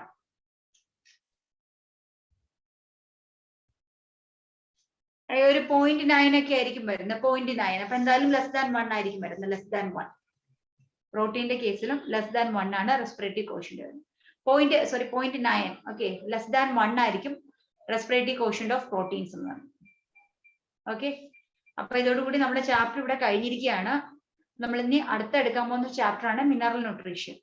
നമ്മൾ ഇടയ്ക്ക് 2 chapter കൂടിയാണ് ഇനിയുള്ളത്. ഞാൻ പറഞ്ഞായിരുന്നു മിനറൽ ന്യൂട്രീഷനും പ്ലാന്റ് ഗ്രോത്ത് ആൻഡ് ഡെവലപ്മെന്റും കൂടെ നമുക്ക് ലാസ്റ്റ് എടുക്കാൻ പറ്റുമെന്നാണ് പറയുന്നത്. അപ്പൊ അത് നമുക്ക് അടുത്ത എടുക്കാം. ഓക്കെ, അപ്പൊ ഇത് ഒരു 5 minutes ടൈം തരാം. നമ്മൾ 2 ക്ലാസ്സിലായിട്ടാണ് എടുത്തത് സാധനങ്ങള്. അപ്പൊ നിങ്ങൾക്ക് എന്തെങ്കിലുമൊക്കെ ഡൗട്ട് ഉണ്ടാവാനുള്ള ഒരു പോസിബിലിറ്റി ഞാൻ കാണുന്നു. അതുകൊണ്ട് തന്നെ ഉണ്ടെങ്കിൽ ചോദിക്കാം, ഡൗട്ട് എന്തെങ്കിലും ഉണ്ടെങ്കിൽ ചോദിക്കാം. ഈ ഒരു ചാപ്റ്ററിൽ ഒരുപാട് ടൈം തരാൻ പറ്റില്ല, നമുക്ക് അടുത്ത ചാപ്റ്ററിലേക്ക് പോകണം.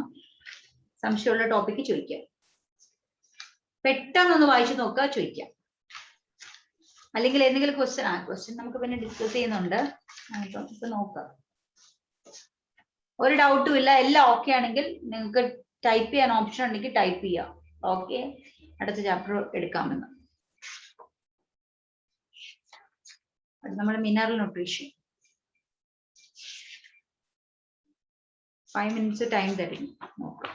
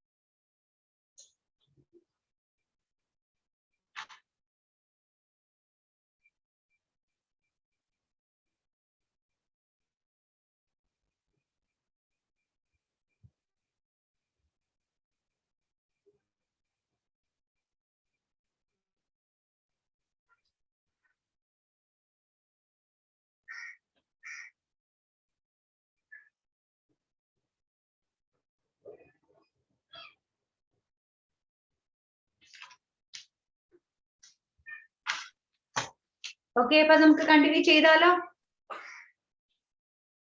ഓക്കെ ആണ് ടീച്ചർ. 2 പേരാണ് ഓക്കെ പറഞ്ഞിട്ടുള്ളത്. 50 സ്റ്റുഡൻസ് ഉള്ളതിൽ 2 പേർക്ക് മാത്രം ഓക്കെ ഉള്ളൂ. ബാക്കിയുള്ളവർക്ക് ഓക്കെ അല്ലേ? Okay, Miss. അപ്പൊ നമുക്ക് കണ്ടിന്യൂ ചെയ്യാം അല്ലെ? അടുത്ത ചാപ്റ്ററിലേക്ക് പോവാം. Next chapter is mineral nutrition. എനിക്ക് റെസ്പിറേഷൻ പഠിപ്പിച്ച് കഴിയുമ്പോഴത്തേനും അത് മനസ്സിലായില്ല എന്ന് പറഞ്ഞില്ലെങ്കിൽ എനിക്ക് ഭയങ്കര ബുദ്ധിമുട്ടുള്ള കാര്യമാണ്. കാരണം റെസ്പിറേഷൻ ഇച്ചിരി ബുദ്ധിമുട്ടുള്ള ചാപ്റ്റർ ആണ്. എല്ലാവർക്കും ആ ഒരു കൺസെപ്റ്റ് ക്ലിയർ ആവാൻ ഇച്ചിരി പാടാണ്. അപ്പം അതുകൊണ്ട് തന്നെ ഈ ഒരു ചാപ്റ്റർ എടുത്തു കൊടുക്കും. എല്ലാ ചാപ്റ്ററും എടുത്തു കൊടുക്കുമ്പോൾ ക്ലിയർ ആക്കി തരണം എന്ന് തന്നെയാണ് ആഗ്രഹം. പക്ഷെ ഇത് എന്ന് വെച്ചാല് ചിലപ്പോൾ സ്കൂളിലൊക്കെ സ്പീഡിൽ എടുക്കുമ്പോഴത്തേനും നമുക്ക് ടീച്ചർമാർക്ക് ഒരുപാട് ടൈം ഒന്നും കിട്ടത്തില്ല അങ്ങ് എക്സ്പ്ലെയിൻ ചെയ്ത് പോകാനായിട്ട്. അപ്പം ചിലപ്പോൾ അത് എടുത്തു പോകുമ്പോൾ മനസ്സിലാവില്ല. ചില എടുക്കുമ്പോൾ അത് മനസ്സിലാവില്ല ആ ഒരു ടോപ്പിക്ക്. അപ്പൊ ഇത് വ്യക്തമായിട്ട് പോകേണ്ട ചാപ്റ്റർ ആണ്. നല്ല ബേസ് വേണ്ട സാധനമാണ് റെസ്പിറേഷൻ ആൻഡ് ഫോട്ടോസിന്തസിസ്. അപ്പം എനിക്ക് അത് എടുക്കാൻ ഭയങ്കര ഇഷ്ടമാണ്. അതപ്പോ നിങ്ങൾക്ക് നന്നായിട്ട് മനസ്സിലായി തന്നില്ലെങ്കിൽ എനിക്കൊരു മനസ്സമാധാനം ഇല്ല. അതുകൊണ്ടാണ് ചോദിച്ചത്. ഓക്കെ, അപ്പൊ നമുക്ക് ഇനി അടുത്ത നമ്മൾ എടുക്കാൻ പോകുന്ന ചാപ്റ്റർ എന്ന് പറഞ്ഞിട്ടുണ്ടെങ്കിൽ മിനറൽ ന്യൂട്രീഷൻ. അപ്പൊ ഒരു സിമ്പിൾ ചാപ്റ്റർ ആണ്, ഒന്നുമില്ല, ഇതുപോലെ അത്ര ബുദ്ധിമുട്ടൊന്നുമില്ല മിനറൽ ന്യൂട്രീഷൻ എന്ന് പറയുന്നത്. പിന്നെ കുറച്ച് കഥ പോലെ പഠിച്ചു വെക്കാൻ കുറച്ച് കാര്യങ്ങളുണ്ട്. കുറച്ച് വലിച്ചു വാരിയിട്ട് പഠിക്കേണ്ട കുറച്ച് സാധനങ്ങൾ അതിനകത്തുണ്ട്. ഓരോ മിനറൽസിന്റെയും അപ്പൊ ഞാനൊന്ന് ജസ്റ്റ് പറയാം ഇതിനകത്ത് എന്തൊക്കെയാണ് നമുക്ക് പഠിക്കേണ്ട സാധനങ്ങൾ എന്ന്. നിങ്ങൾ എക്സാം പോയിന്റ് ഓഫ് വ്യൂവിൽ പഠിക്കാനുള്ള സാധനങ്ങൾ. അപ്പൊ നമ്മൾ ഇതിൽ പഠിക്കുന്ന മെയിൻ സാധനം 3 ടോപ്പിക്കാണ് മെയിൻ ആയിട്ടുള്ളത്. ഫസ്റ്റ് നമ്മൾ mineral, different types of minerals present in plants. Okay, അപ്പം മിനറൽസ് നമുക്കറിയാം, macro nutrients and micro nutrients എന്നൊക്കെയാണ് നമ്മൾ പഠിക്കും. ഡിഫറെന്റ് ടൈപ്സ് ഓഫ് മിനറൽസ്, അതിന്റെ ഫങ്ഷൻസ് നിങ്ങളുടെ ടെക്സ്റ്റ് ബുക്കിൽ ഡീറ്റെയിൽ ആയിട്ട് കൊടുത്തിട്ടുണ്ട്. ഓരോ മിനറലും ഒരു പ്ലാന്റിന് എന്തൊക്കെ ഫംഗ്ഷൻ ഉണ്ടെന്ന്. അപ്പം അത് റിലേറ്റഡ് ആയിട്ടുള്ള ക്വസ്റ്റ്യൻ ആയിരിക്കും ചോദിക്കുന്നത്. പിന്നെ അതിൽ നിന്ന് വരുന്ന മറ്റൊരു ടൈപ്പ് ഓഫ് ക്വസ്റ്റ്യൻസ് എന്ന് പറയുന്നത് ഒരു പ്ലാന്റ് ഈ മിനറൽ ഏത് ഫോമിലാണ് അബ്സോർബ് ചെയ്യുന്നത്. ഓക്കെ, ഇപ്പൊ Mg2+, അതുപോലെ H3PO4- ഫോസ്ഫേറ്റ് ഒക്കെ ആണെങ്കിൽ H3PO4- അങ്ങനെയൊക്കെ ഓരോ ഫോമിൽ അത് അബ്സോർബ് ചെയ്യും. അപ്പം ഫസ്റ്റ് നിങ്ങളപ്പം എഴുതുമ്പോൾ പഠിപ്പിക്കുന്നത്, അതുകൂടാതെ നിങ്ങൾ എഴുതുമ്പോൾ ഏത് ഫോമിൽ അബ്സോർബ് ചെയ്യുന്നു, then what is the function of each and every mineral nutrient, അത് ആ ടൈപ്പ് ഓഫ് ക്വസ്റ്റ്യൻസ് വരും. ദെൻ ഡെഫിഷ്യൻസി സിംറ്റംസ് എന്ന് പറഞ്ഞിട്ട് ടെക്സ്റ്റ് ബുക്കിൽ തന്നെ ഒരു പാർട്ടിൽ കൊടുത്തിട്ടുണ്ട്. അപ്പം നെക്രോസിസ്, ക്ലോറോസിസ് എന്നൊക്കെ പറഞ്ഞ് different types of deficiency symptoms ഉണ്ട്. അപ്പൊ ഡെഫിഷ്യൻസി സിംറ്റംസ് ഓഫ് അല്ലെങ്കിൽ necrosis is the deficiency symptom of dash എന്ന് ചോദിച്ചിട്ട് NKPS അങ്ങനെ പറഞ്ഞു കൊടുത്തേക്കും. ഓക്കെ, അപ്പം ഒരു സിംറ്റം തന്നെ പല ന്യൂട്രിയന്റിനും ഒരു സിംറ്റം കാണിക്കും. അപ്പം ക്ലോറോസിസ് എന്ന് പറയുന്നത് ലീഫ് യെല്ലോയിങ് ഓഫ് ലീഫ്, ആ ഒരു സിംറ്റം ആണ്. അത് നൈട്രജന്റെ ഡെഫിഷ്യൻസി കൊണ്ടും വരാം, പൊട്ടാസ്യത്തിന്റെ ഡെഫിഷ്യൻസി കൊണ്ടും വരാം. അപ്പൊ അങ്ങനെ ഒരു ഗ്രൂപ്പ് ഉണ്ട്. അങ്ങനെ സത്യം പറഞ്ഞ ഒരു 3 ഗ്രൂപ്പ്, നെക്രോസിസ്, ക്ലോറോസിസ് അങ്ങനെ പറഞ്ഞിട്ട് ഒരു 3 ഗ്രൂപ്പ് നിങ്ങൾ പഠിച്ചു വെക്കാം. അതാണ് രണ്ടാമത് നിങ്ങൾ ചെയ്യേണ്ടത്. ആദ്യം ഓരോ ന്യൂട്രിയന്റിന്റെയും ഫംഗ്ഷൻ, അത് കുറെ വലിച്ചു വരെ ടെക്സ്റ്റ് കൊടുത്തിട്ടുണ്ട്. ദെൻ അത് കൂടാതെ തന്നെ അതിന്റെ ഏത് ഫോമിൽ അബ്സോർബ് ചെയ്യുന്നു, ദെൻ ഓരോ ന്യൂട്രിയന്റിന്റെയും ഡെഫിഷ്യൻസി സിംറ്റം ഏത് രീതിയിൽ വരുന്നു. അത് ഫസ്റ്റ് പാർട്ട് കഴിഞ്ഞു, related to mineral nutrients. Second പാർട്ടിൽ നിങ്ങൾ പഠിക്കേണ്ട സാധനം, ഇതിലെ മോസ്റ്റ് ഇമ്പോർട്ടന്റ് പാർട്ട് എന്ന് പറയുന്നത് നമ്മുടെ rhizobium, root nodule formation. Okay, root nodule formation in pea plants by rhizobium bacteria എന്ന് പറഞ്ഞിട്ട് ഒരു ടോപ്പിക് ഉണ്ട്. അതാണ് അതിൽ നിന്നും ഒരുപാട് ക്വസ്റ്റ്യൻസ് വരുന്ന ടോപ്പിക്കാണ്. അപ്പം ഈ ഒരു ചാപ്റ്ററിലെ ഏറ്റവും ഇമ്പോർട്ടന്റ് ആയിട്ടുള്ള ഒരു സാധനം എന്ന് പറയുന്നതാണ് ആ നോഡ്യൂൾ ഫോർമേഷൻ എന്ന് പറയുന്ന സാധനം എന്ന് പറയുന്നത്. അപ്പം ഈ നോഡ്യൂൾ ഫോർമേഷന്റെ കൂടെ നമുക്ക് വരുന്നതാണ് നൈട്രജൻ സൈക്കിൾ. ഓക്കെ, നൈട്രജൻ സൈക്കിളിനകത്ത് അതിന്റെ ഒരു പാർട്ട് തന്നെയാണ് നോഡ്യൂൾ ഫോർമേഷൻ എന്ന് പറയുന്നത്. പക്ഷെ അതിനകത്ത് ഒരു പെർട്ടിക്കുലർ പ്രോസസ് ആണ് നോഡ്യൂൾ ഫോർമേഷൻ. അതിനകത്ത് തന്നെ ഒരു ടൈപ്പ് ഓഫ് നൈട്രജൻ ഫിക്സേഷൻ ആണ് നോഡ്യൂൾ ഫോർമേഷൻ. അപ്പൊ ഈ 3 പാർട്ടാണ് പഠിക്കാനുള്ളത്. അപ്പം ശരിക്കും പറഞ്ഞാൽ ഫസ്റ്റ് പാർട്ട് എന്ന് പറഞ്ഞാൽ നമുക്ക് കുറെ ടൈം എടുക്കും പഠിക്കാൻ. പക്ഷെ second part nodule formation and nitrogen cycle എന്ന് പറയുന്ന സംഭവം അത്ര ടൈം പഠിക്കാൻ എടുക്കാത്ത ഒരു സാധനമാണ്. ആ സെക്കൻഡ് പാർട്ടാണ് സത്യം പറഞ്ഞാൽ കൂടുതൽ ക്വസ്റ്റ്യൻസ് വരുന്നത്. ഓക്കെ, ഫസ്റ്റ് പാർട്ടിൽ നിന്നും ക്വസ്റ്റ്യൻസ് വരുന്നുണ്ട്, എന്നാലും സെക്കൻഡ് പാർട്ടിൽ നിന്നാണ് കൂടുതൽ ക്വസ്റ്റ്യൻസ് വരേണ്ടത്. പക്ഷെ ഫസ്റ്റ് പാർട്ട് എന്താണ്, നമ്മൾ കൂടുതൽ പഠിക്കേണ്ട ഒരു സാധനമാണ്. അത് ഒരുപാട് പഠിക്കാനുണ്ട് അതിനകത്തുനിന്ന്. പക്ഷെ അത് നമുക്ക് ഭയങ്കര കൺഫ്യൂഷൻ ഉണ്ടാക്കുന്ന ഒരു സാധനമാണ്. അപ്പൊ ഞാനത് ഏത് രീതിയിൽ പഠിക്കണം എന്നുള്ള ഒരു മെത്തേഡ് പറഞ്ഞുതരാം. എല്ലാം നമ്മളത് ലിങ്ക് ചെയ്ത് മാത്രമേ നമുക്ക് ഈ ഒരു ചാപ്റ്റർ പഠിക്കാൻ പറ്റുള്ളൂ. ഇതുവരെ പഠിച്ച സാധനങ്ങളെല്ലാം അറിയാവുന്ന ഒരാൾക്ക് നമുക്ക് ഇതിൽ നിന്ന് കുറെ ക്വസ്റ്റ്യൻസ് കിട്ടും. ഇപ്പൊ മാംഗനീസ് നമ്മൾ പലപ്പോഴും പല സൈക്കിളും വരച്ചപ്പോൾ അവിടെ MN MG എന്നൊക്കെ എഴുതി വെച്ചിട്ടുണ്ടായിരുന്നു. അപ്പൊ അതൊക്കെ അറിയാവുന്ന കുട്ടികൾക്കാണെങ്കിൽ ഈസി ആയിട്ട് ഇതിന്റെ ഫുള്ള് കിട്ടും. ഒന്നും അറിയാത്ത ആൾക്കാർക്ക് ഇത് ഭയങ്കര ബുദ്ധിമുട്ടായിരിക്കും. അപ്പൊ എല്ലാ ചാപ്റ്ററും പഠിച്ച് തറവായി കഴിഞ്ഞതിന് ശേഷം മാത്രമേ മിനറൽ ന്യൂട്രീഷൻ്റെ അകത്തെ മിനറൽസിന്റെ ഫങ്ഷൻസ് എന്ന് പറയുന്ന ടോപ്പിക് നിങ്ങൾ പഠിക്കാൻ എടുക്കുന്നതായിരിക്കും നല്ലത്. അതുകൊണ്ടാണ് ലാസ്റ്റ് പാർട്ടിൽ ഞാനിത് ഇൻക്ലൂഡ് ചെയ്തതിന്റെ ഒരു കാരണം. അപ്പൊ നിങ്ങൾ എല്ലാം പഠിച്ചിരിക്കുവാണെന്നുള്ള വിശ്വാസത്തോടു കൂടി നമുക്ക് മിനറൽ ന്യൂട്രീഷനിലേക്ക് പോകാം. ഓക്കെ, അപ്പൊ ഇതിന്റെ ഫസ്റ്റ് എന്ന് പറഞ്ഞിട്ടുണ്ടെങ്കിൽ first topic is hydroponics. What is hydroponics?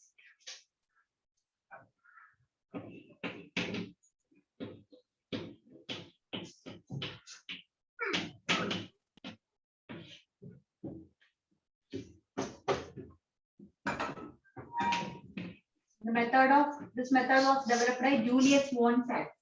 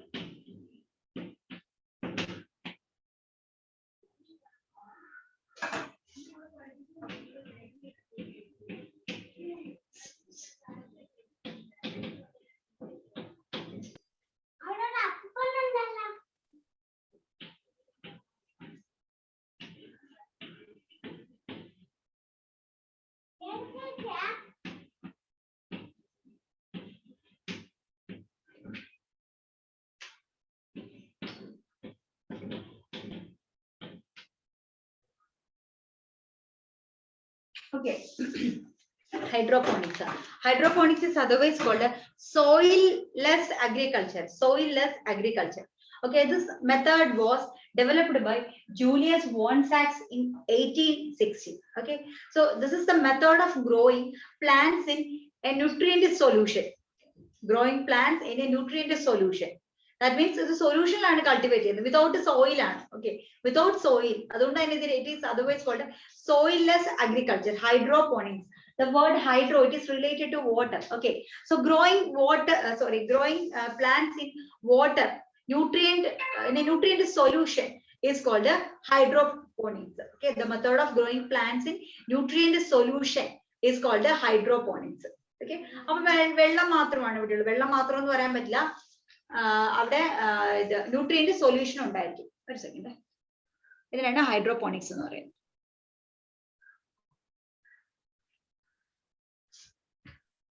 Wifi എവിടെ? വൈഫൈ എവിടെ? വൈഫൈ എവിടെ? എവിടെ?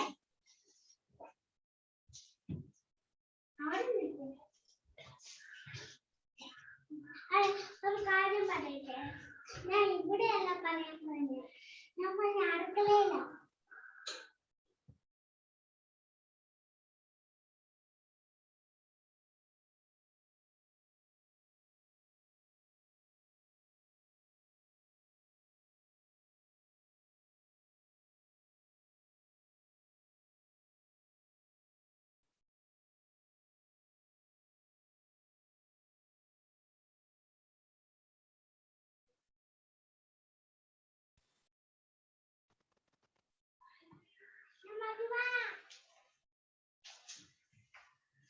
ഓക്കെ, അപ്പം അങ്ങനെ ന്യൂട്രിയന്റ് സൊല്യൂഷനിൽ ഗ്രോ ചെയ്യുന്നതിനാണ് ഹൈഡ്രോപോണിക്സ് എന്ന് പറയുന്നത്. ഓക്കെ, സോ അങ്ങനെ ഹൈഡ്രോപോണിക്സ് വഴി ഡെവലപ്പ് ചെയ്യുന്ന 3 ടൈപ്പ് പ്ലാന്റ്സ് ആണ് tomato, seedless cucumber and lettuce.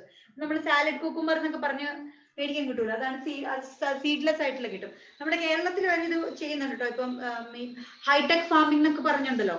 അപ്പൊ ഈ ഹൈടെക് ഫാമിനകത്ത് നമ്മുടെ നാട്ടിലും ഇതൊക്കെ ചെയ്യുന്നതാണ്. വെസ്റ്റേൺ കൺട്രീസിൽ മാത്രമല്ല, ഇവിടെയും ചെയ്യാറുണ്ട്. ഈ പറഞ്ഞ ഹൈഡ്രോപോണിക്സിന്റെ മെത്തേഡ് ഒക്കെ നമ്മൾ ഉപയോഗിക്കുന്നുണ്ട് ഇപ്പൊ കേട്ടോ. അപ്പം ഇത് ടൊമാറ്റോ, സീഡ്ലെസ് കുക്കുംബർ, ലെറ്റ്യൂസ്, ഇതൊക്കെയാണ് ഇതിന് എക്സാമ്പിൾ ടെക്സ്റ്റ് ബുക്കിൽ കൊടുത്തിരിക്കുന്നത്. അപ്പൊ അത് മാത്രമേ നിങ്ങൾക്ക് പരീക്ഷയ്ക്ക് ചോദിക്കത്തുള്ളൂ. അപ്പൊ ഓർത്തിരിക്കാം, ഇത് ഹൈഡ്രോപോണിക്സിന്റെ ഡെഫിനിഷൻ അങ്ങനെ തന്നെ ചോദിച്ചിട്ടുണ്ട്. Growing plants in nutrient solution is called a dash, that is called a hydroponics. അല്ലെങ്കിൽ soilless agriculture, which of the following method is called a soilless agriculture, that is called a hydroponics. Okay, this was developed by Julius von Sachs.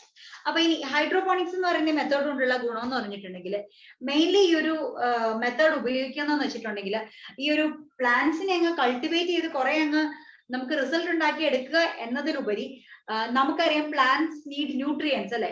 നമ്മൾ ചെടിക്ക് വെള്ളം ഒഴിച്ചു കൊടുക്കാറുണ്ട്, വെള്ളത്തോടൊപ്പം തന്നെ നമ്മൾ fertilisers apply ചെയ്ത് കൊടുക്കാറുണ്ട്. അപ്പൊ നമ്മൾ എന്തിനാണ് ഫെർട്ടിലൈസേഴ്സ് അപ്ലൈ ചെയ്ത് കൊടുക്കുന്നത്? ഈ ഫെർട്ടിലൈസറിൽ എന്താ ആക്ച്വലി ഉള്ളത്? നൈട്രജൻ ഉണ്ട്, പൊട്ടാസ്യം ഉണ്ട്. ഇപ്പൊ പ്ലാന്റ്സിന്റെ തന്നെ കട്ട് ചെയ്ത പീസൊക്കെ നമ്മൾ ചീഞ്ഞു കഴിയുമ്പോഴത്തേനും അതൊക്കെ വേസ്റ്റ് ആയിട്ടുള്ള സാധനങ്ങളൊക്കെ കൊണ്ടിടാറുണ്ട്. ഓക്കെ, അപ്പൊ അങ്ങനെ വേസ്റ്റിനകത്ത് അത് ഡീകേ ചെയ്യുന്ന ടൈമിൽ എന്ത് സംഭവിക്കും? Minerals, different minerals R released. അത് പ്ലാന്റ്സ് തന്നെ അബ്സോർബ് ചെയ്യുന്നു. ഓക്കെ, അപ്പൊ ഈ മിനറൽ ന്യൂട്രിയൻസ് എന്ന് പറയുന്നത് എന്ത് ചെയ്യണം? നമ്മൾ കൊടുക്കുന്ന ഫെർട്ടിലൈസർ വഴിയാണ്, ബയോ ഫെർട്ടിലൈസറോ കെമിക്കൽ വഴിയാണോ പ്ലാന്റ്സിന് ഒബ്റ്റെയിൻ ചെയ്യുന്നത്. ഓക്കെ, പക്ഷേ നമുക്ക് അവിടെ എത്ര അളവിൽ ഈ പ്ലാന്റിന് മിനറൽസ് ആവശ്യമുണ്ടെന്ന് നമുക്ക് അറിയാൻ പറ്റുമോ? നമ്മൾ കുറെ കൗഡങ് കൊണ്ടിട്ട് കൊടുക്കുന്നു, അല്ലെങ്കിൽ കടയിൽ നിന്ന് മേടിക്കുന്ന ഫെർട്ടിലൈസർ കൊണ്ടിട്ട് കൊടുക്കുന്നു. അപ്പം ഓരോ പ്ലാന്റിനും വേണ്ട എലമെന്റ്സിന്റെ, എസെൻഷ്യൽ ന്യൂട്രിയൻസിന്റെ എമൗണ്ട് എത്രയാണെന്ന് നമുക്ക് സ്റ്റഡി ചെയ്യുന്നതിന് വേണ്ടി ഹൈഡ്രോപോണിക്സ് വളരെയധികം ഹെൽപ്ഫുൾ ആണ്. ഓക്കെ, അല്ലാതെ നോർമലി നമ്മൾ സോയിലിൽ പ്ലാന്റ് എത്ര നമ്മൾ കൊടുക്കുന്ന ഒരു കൗഡങ്ങിനകത്ത് എത്ര അളവ് നൈട്രജൻ ഉണ്ട്, എത്ര അളവ് ഫോസ്ഫറസ് ഉണ്ടെന്നൊന്നും നമുക്ക് സ്റ്റഡി ചെയ്യാൻ പറ്റത്തില്ല. അത് ഡീകേ ചെയ്ത് കഴിയുമ്പോഴത്തേനും അതിന് ചുറ്റും വീഡ്സ് ഉണ്ടായിട്ടുണ്ടെങ്കിൽ ആ കളർ തന്നെ കൊണ്ടുപോകും കുറെ അധികം ന്യൂട്രിയൻസ്. അപ്പൊ നമുക്കൊരു കറക്റ്റ് ആയിട്ടുള്ള ഒരു വാല്യൂ, ഓരോ പ്ലാന്റിനും എത്ര നൈട്രജൻ റിക്വയർമെന്റ്, എത്ര ഫോസ്ഫറസ് റിക്വയർമെന്റ്, അത് ഓരോന്നിനും ഡിഫറെന്റ് ആയിരിക്കും. അത് കൊടുത്തു കഴിയുമ്പോൾ പ്ലാന്റിന്റെ ഗ്രോത്തിനെ അത് എങ്ങനെ എഫക്ട് ചെയ്യും എന്നൊക്കെ സ്റ്റഡി ചെയ്യുന്നതിന് ഹൈഡ്രോപോണിക്സ് ഹെൽപ്പ് ചെയ്യും. ബിക്കോസ് നമ്മൾ ആദ്യം ഇതിന് ഉപയോഗിക്കുന്ന വെള്ളം സാധാ നോർമൽ വാട്ടർ ആണ്, അതിനകത്ത് ന്യൂട്രിയൻസ് ഒന്നും ഇല്ലാത്ത വാട്ടറിനകത്തോട്ട് ഇത്ര എമൗണ്ട് നൈട്രജനോ അല്ലെങ്കിൽ പൊട്ടാസ്യം, കാൽഷ്യം അങ്ങനെയുള്ള സാധനങ്ങൾ നമ്മൾ ആഡ് ചെയ്ത് കൊടുക്കുവാണെങ്കിൽ അപ്പൊ നമുക്ക് അറിയാൻ പറ്റും ഓരോ ന്യൂട്രിയന്റും കൊടുത്തു കഴിയുമ്പോൾ ഇത് പ്ലാന്റ് ഗ്രോത്തിനെ എങ്ങനെ എഫക്ട് ചെയ്യുന്നു. ഓക്കെ, അപ്പം hydroponics helps you identify the requirement of different mineral nutrients for every plant. Okay, അപ്പൊ എന്താണ് requirement of every nutrients is identified using the method of hydroponics. Okay, ഇനി അടുത്ത നമുക്ക് പഠിക്കാനുള്ളത് എന്തൊക്കെയാണ് ഡിഫറെന്റ് എലമെന്റ്സ്, പ്ലാന്റ്സിന് ആവശ്യമായിട്ടുള്ള എലമെന്റ്സ് എന്തൊക്കെയാണെന്നാണ് പഠിക്കാനുള്ളത്. അപ്പൊ ഹൈഡ്രോപോണിക്സ് ക്ലിയർ ആണെന്ന് വിചാരിക്കുന്നു. ഡെഫിനിഷൻ എക്സാം ചോദിച്ചിട്ടുണ്ട്. Who developed the method of hydroponics ചോദിച്ചിട്ടുണ്ട്. Then which of the following plant is produced by the hydroponics method എന്ന് ചോദിക്കാറുണ്ട്. അവിടെ ഈ പറഞ്ഞ ടൊമാറ്റോയും സീഡ്ലെസ് കുക്കുംബറും ലെറ്റ്യൂസും ആണ്. ഇതിൽ ഏതെങ്കിലും ഓപ്ഷൻ ആയിരിക്കും ആൻസർ ആയിട്ട് കൊടുക്കുന്നത്. അപ്പൊ 3-4 ക്വസ്റ്റ്യൻസ് ഈ ഒരു കുഞ്ഞു ടോപ്പിക്കിൽ നിന്ന് തന്നെ ചോദിക്കാനുള്ള സാധ്യതയുണ്ട്. അപ്പൊ അടുത്ത എന്നതാ നമ്മൾ പഠിക്കുന്നത്? അടുത്ത് നമുക്ക് എസെൻഷ്യൽ എലമെന്റ്സ്.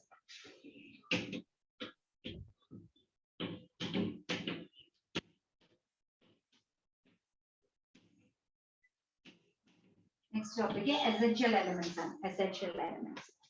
ഓക്കെ, അപ്പം നമുക്ക് ഏകദേശം ഒരു പ്ലാന്റ് നമ്മൾ എടുത്തു കഴിഞ്ഞിട്ടുണ്ടെങ്കിൽ ഏകദേശം നമ്മൾ കണ്ടുപിടിക്കപ്പെട്ട different types of mineral nutrients കണ്ടുപിടിച്ചിട്ടുണ്ട്.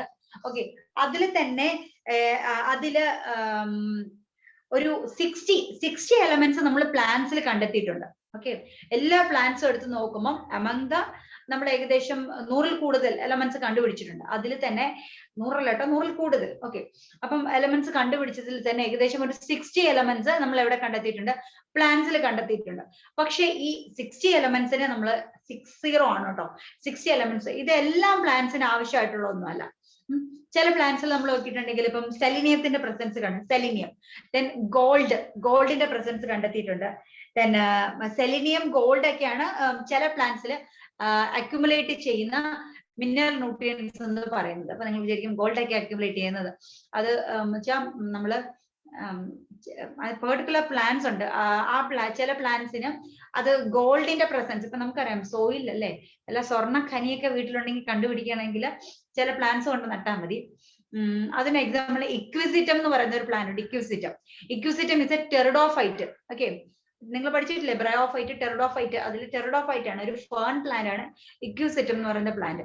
അപ്പം ആ ഇക്വിസിറ്റം എവിടെയെങ്കിലും ഉണ്ടെങ്കിൽ ഇക്വിസിറ്റത്തിന് ഗോൾഡിന്റെ പ്രസൻസ് ഉള്ള സ്ഥലത്ത് ഇക്വിസിറ്റം വളരും എന്ന് പറയുന്നത് കേട്ടിട്ടുണ്ട്. ഓക്കെ, അപ്പം ഇറ്റ് ക്യാൻ അബ്സോർബ് ഗോൾഡ്, അല്ലെങ്കിൽ അതിന്റെ ഗ്രോത്തിന് വേണ്ടിയിട്ട് ഗോൾഡിന് എന്തോ ഒരു ചെറിയ റോൾ ഉണ്ട്. ഓക്കെ, അതുപോലെ സെലിനിയം ഒന്നും എല്ലായിടത്തും ഉള്ള സാധനമല്ല. അപ്പൊ ഈ സെലിനിയവും ഈ പറഞ്ഞ ചില പ്ലാന്റ്സ് അബ്സോർബ് ചെയ്യുന്നുണ്ട്. അപ്പൊ ഈ ഇക്വിസിറ്റം എന്ന് പറയുന്നത് നമ്മുടെ മറ്റേ മൂന്നാറില് നാഷണൽ പാർക്ക് ഉണ്ടല്ലോ, ആ ഭാഗത്ത് ഇക്വിസിറ്റം കുറെ ഉണ്ട് കേട്ടോ.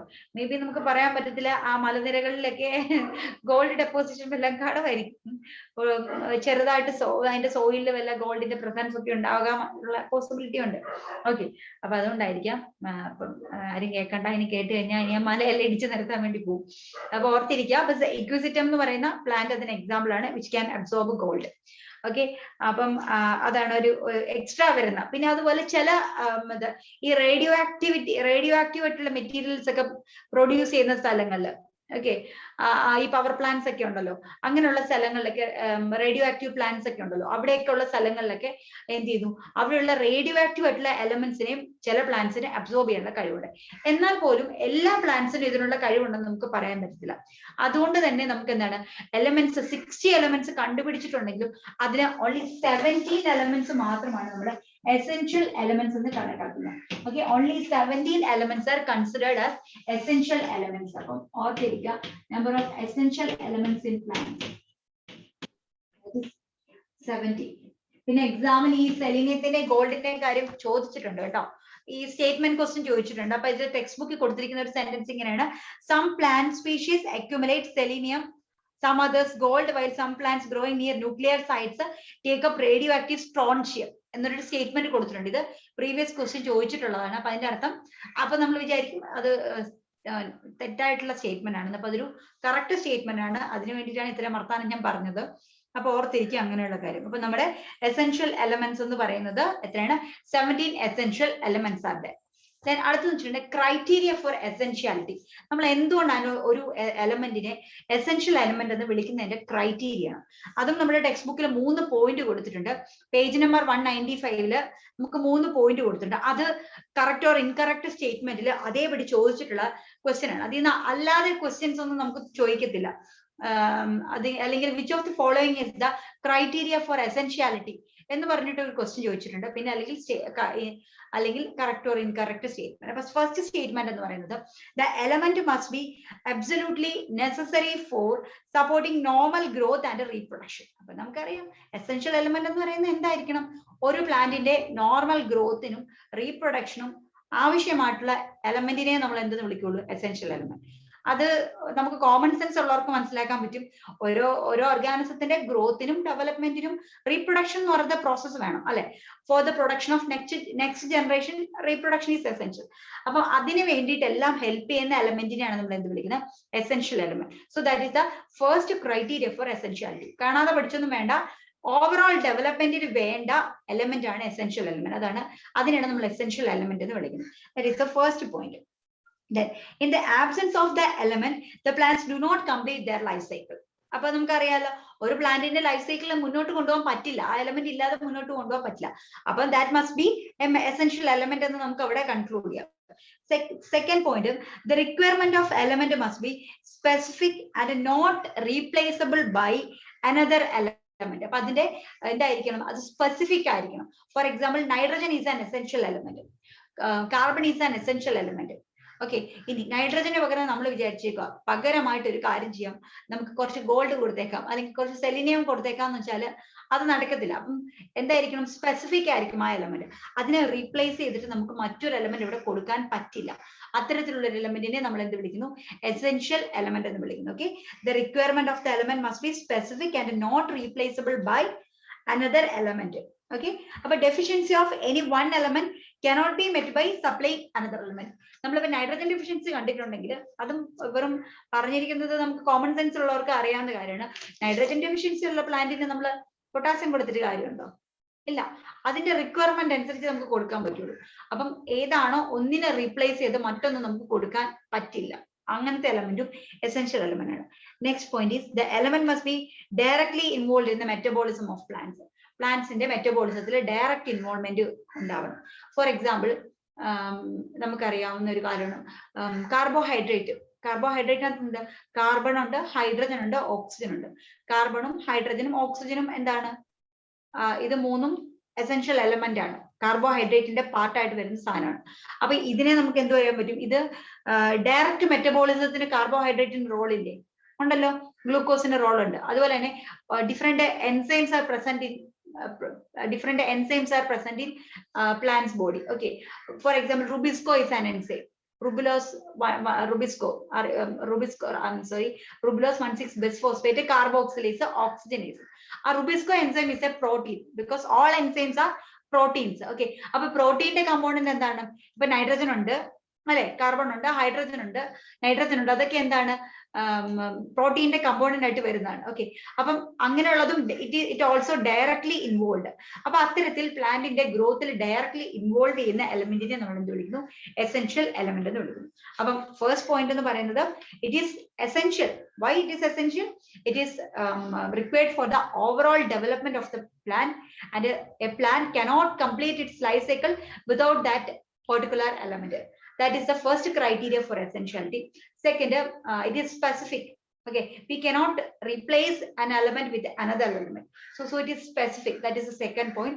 And the third point is the element must be directly involved in the metabolic process of the plant. Okay, these are the three criteria for essentiality. ഇത് പരീക്ഷയ്ക്ക് ചോദിച്ചിട്ടുണ്ട് which of the four. അപ്പം 3 ഓപ്ഷൻ ഇവിടെ already തന്നിട്ടുണ്ട്. നാലാമതൊരു incorrect ആയിട്ടുള്ള ഒരു ഓപ്ഷനും കൂടി കൊടുക്കും. ചോദിക്കും which of the following is not the criteria for essentiality ചോദിച്ചിട്ടുണ്ട്, അല്ലെങ്കിൽ സ്റ്റേറ്റ്മെന്റും ചോദിക്കാം. അപ്പം വിട്ടുകളയരുത്. പേജ് നമ്പർ 105 ഡീറ്റെയിൽ ആയിട്ട് ഇത് കൊടുത്തിട്ടുണ്ട്, ഞാൻ പറയുകയും ചെയ്തിട്ടുണ്ട്. അപ്പൊ ക്ലിയർ ആണെന്ന് വിചാരിക്കുന്നു. Criteria four essentiality. ഇനി നമുക്ക് അടുത്തതായിട്ട് ഡിഫറെന്റ് ടൈപ്സ് ഓഫ് ന്യൂട്രിയൻസ്, നമുക്ക് എങ്ങനെ എസെൻഷ്യൽ എലമെന്റ്സിനെ എങ്ങനെ ക്ലാസിഫൈ ചെയ്യാം.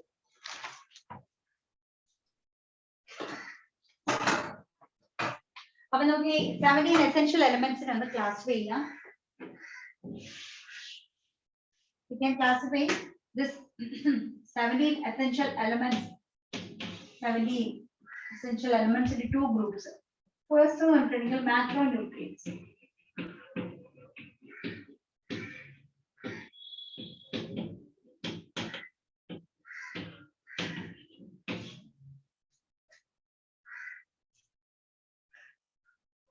It is present in large amounts.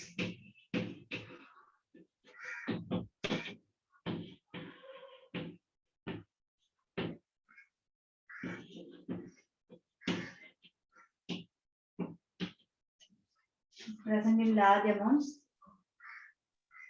that is in excess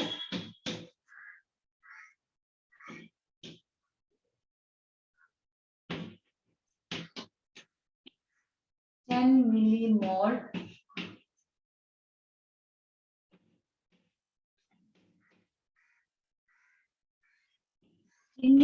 millimole per kilogram of dry matter.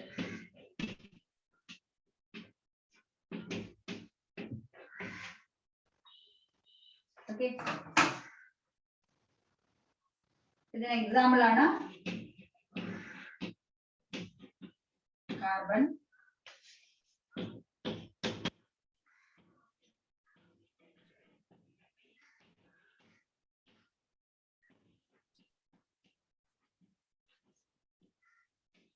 oxygen,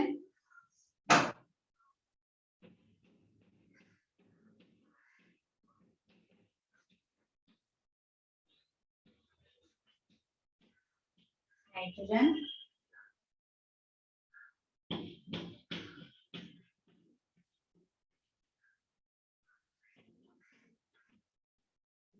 phosphorus,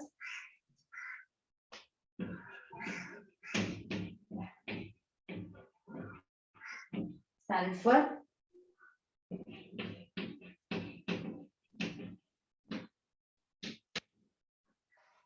potassium,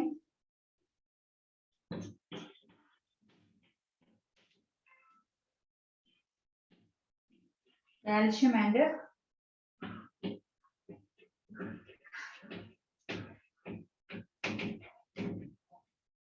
magnesium. Okay, but these are the macronutrients. Nutrients present in plants. Okay, what is macronutrients? The elements present in large amounts. Okay, ഏറ്റവും കൂടുതൽ macro എന്ന് വെച്ചാൽ വലുതെന്നല്ല അർത്ഥം, large amount ആയിട്ട് വേണ്ടതാണ് നമ്മൾ മാക്രോന്യൂട്രിയൻസ് എന്ന് പറയുന്നത്. That means in excess of 10 millimole per kilogram of dry matter. ഒരു പ്ലാന്റിന്റെ ഡ്രൈ മാറ്റർ എടുത്തു കഴിഞ്ഞാൽ, ഡ്രൈ മാറ്റർ എന്ന് വെച്ചിട്ടുണ്ടെങ്കിൽ അതിന്റെ വാട്ടർ കണ്ടന്റ് മുഴുവൻ കളഞ്ഞതിന് ശേഷമുള്ള പ്ലാന്റ് പാർട്സ് ഉണ്ടല്ലോ. സത്യം പറഞ്ഞാൽ നമ്മൾ വെയിലത്ത് വെച്ച് പ്ലാന്റ് പാർട്സ് ഉണക്കിയെടുത്ത് എങ്ങനെ ഇരിക്കും, അത് വെയിലത്ത് വെച്ച് ഉണക്കിയെടുക്കുക കേട്ടോ ചെയ്യുന്നത്, അല്ലാതെ തന്നെ ഡ്രൈ ആക്കി എടുക്കുന്നത്, ഡ്രൈ ചെയ്യുന്ന ഡ്രയറിലുണ്ട്, ഡ്രയറിൽ വെച്ച് പ്ലാന്റ്സിനെ ഉണക്കിയെടുക്കുന്നു. ഓക്കെ, അങ്ങനെ ഡ്രയറിൽ വെച്ച് ഉണക്കി എടുത്തു കഴിഞ്ഞതിന് ശേഷം, ഇപ്പൊ ഡ്രൈ മാറ്റർ എന്ന് ഉദ്ദേശിക്കുന്നത് water content without any water content. Okay, plant body without any water content, that is called dry matter. അപ്പം in excess of 10 millimole per kilogram, അതിന്റെ ഡ്രൈ മാറ്റർ എടുത്തു കഴിഞ്ഞാൽ 10 millimole per kilogramമിൽ കൂടുതൽ ഉണ്ടെങ്കിൽ അതിന് നമ്മളൊരു മാക്രോ ന്യൂട്രിയൻ. ഇപ്പം നമ്മൾ നൈട്രജൻ എടുക്കുവാണെങ്കിൽ 10 millimole per kilogram, അതിൽ കൂടുതൽ ഉണ്ടെങ്കിൽ അതിനെ നമ്മൾ മാക്രോ ന്യൂട്രിയൻ. ഇനി അടുത്തത് മൈക്രോ ന്യൂട്രിയൻ ആണല്ലോ. ഇൻ എക്സസ് അല്ല, പകരം less than millimole 10 millimole per kilogramമിനെക്കാട്ടി കുറവുള്ളതിനെ നമ്മൾ എന്ത് വിളിക്കുന്നു, മൈക്രോ ന്യൂട്രിയന്റ് എന്ന് വിളിക്കുന്നു. കൂടുതലുള്ളതിനെയാണ് നമ്മൾ മാക്രോ ന്യൂട്രിയൻ. ഇപ്പൊ നിങ്ങൾ ഒരു വാല്യൂ പഠിച്ചാൽ മതി, 10 millimole per kilogram of dry matter. ആ ഒരു ഇത് പഠിച്ചു വെച്ചേക്കണം കേട്ടോ, പരീക്ഷയ്ക്ക് ചോദിക്കാറുള്ളതാണ്. എന്താണ് amount of micro nutrient present in plant body, അത് എത്രയാണെന്ന് ചോദിക്കാറുണ്ട്. അപ്പം excess of more than 10 millimole per kilogram of dry matter ആണ് it is considered as macronutrient. Okay, ഇനി അതിന് എക്സാമ്പിൾ ആണ് കാർബൺ, ഹൈഡ്രജൻ, ഓക്സിജൻ. ഓക്കെ, ഇതായിട്ട് പഠിച്ചു വെക്കാൻ നമുക്ക് എളുപ്പമുണ്ട് അല്ലെ. പ്ലാന്റ് ബോഡിയിൽ നമ്മൾ നോക്കുമ്പോൾ കൂടുതലും കാണുന്നത് different types of carbohydrates R present in plant body അല്ലെ. എന്തൊക്കെയുണ്ട്, ഗ്ലൂക്കോസ് ഉണ്ട്, ദെൻ സുക്രോസ് ഉണ്ട്, ഫ്രക്ടോസ്. സുവോളജിയിൽ നിങ്ങൾ ബയോമോളിക്യൂൾസിൽ പഠിച്ചിട്ടുണ്ട് different types of carbohydrates, fructose, sucrose, glucose. പിന്നെ അതുപോലെ തന്നെ cellulose is also A carbohydrate. So അപ്പൊ കാർബോഹൈഡ്രേറ്റിനകത്ത് വരുന്ന മെയിൻ സാധനമാണ് കാർബൺ, ഹൈഡ്രജൻ ആൻഡ് ഓക്സിജൻ. അപ്പൊ it is definitely it is A macro nutrient എന്ന് നമ്മുടെ മനസ്സിൽ തോന്നണം. ഇനി അടുത്ത നൈട്രജൻ, നമുക്കറിയാം അമിനോ ആസിഡ് അല്ലെ. നമ്മുടെ പ്ലാന്റ് ബോഡിയിൽ നമ്മളൊരു most abundant protein in the world ഏതായിരുന്നു? Which is the most abundant protein in the world? ഏതാണ്? amino acids.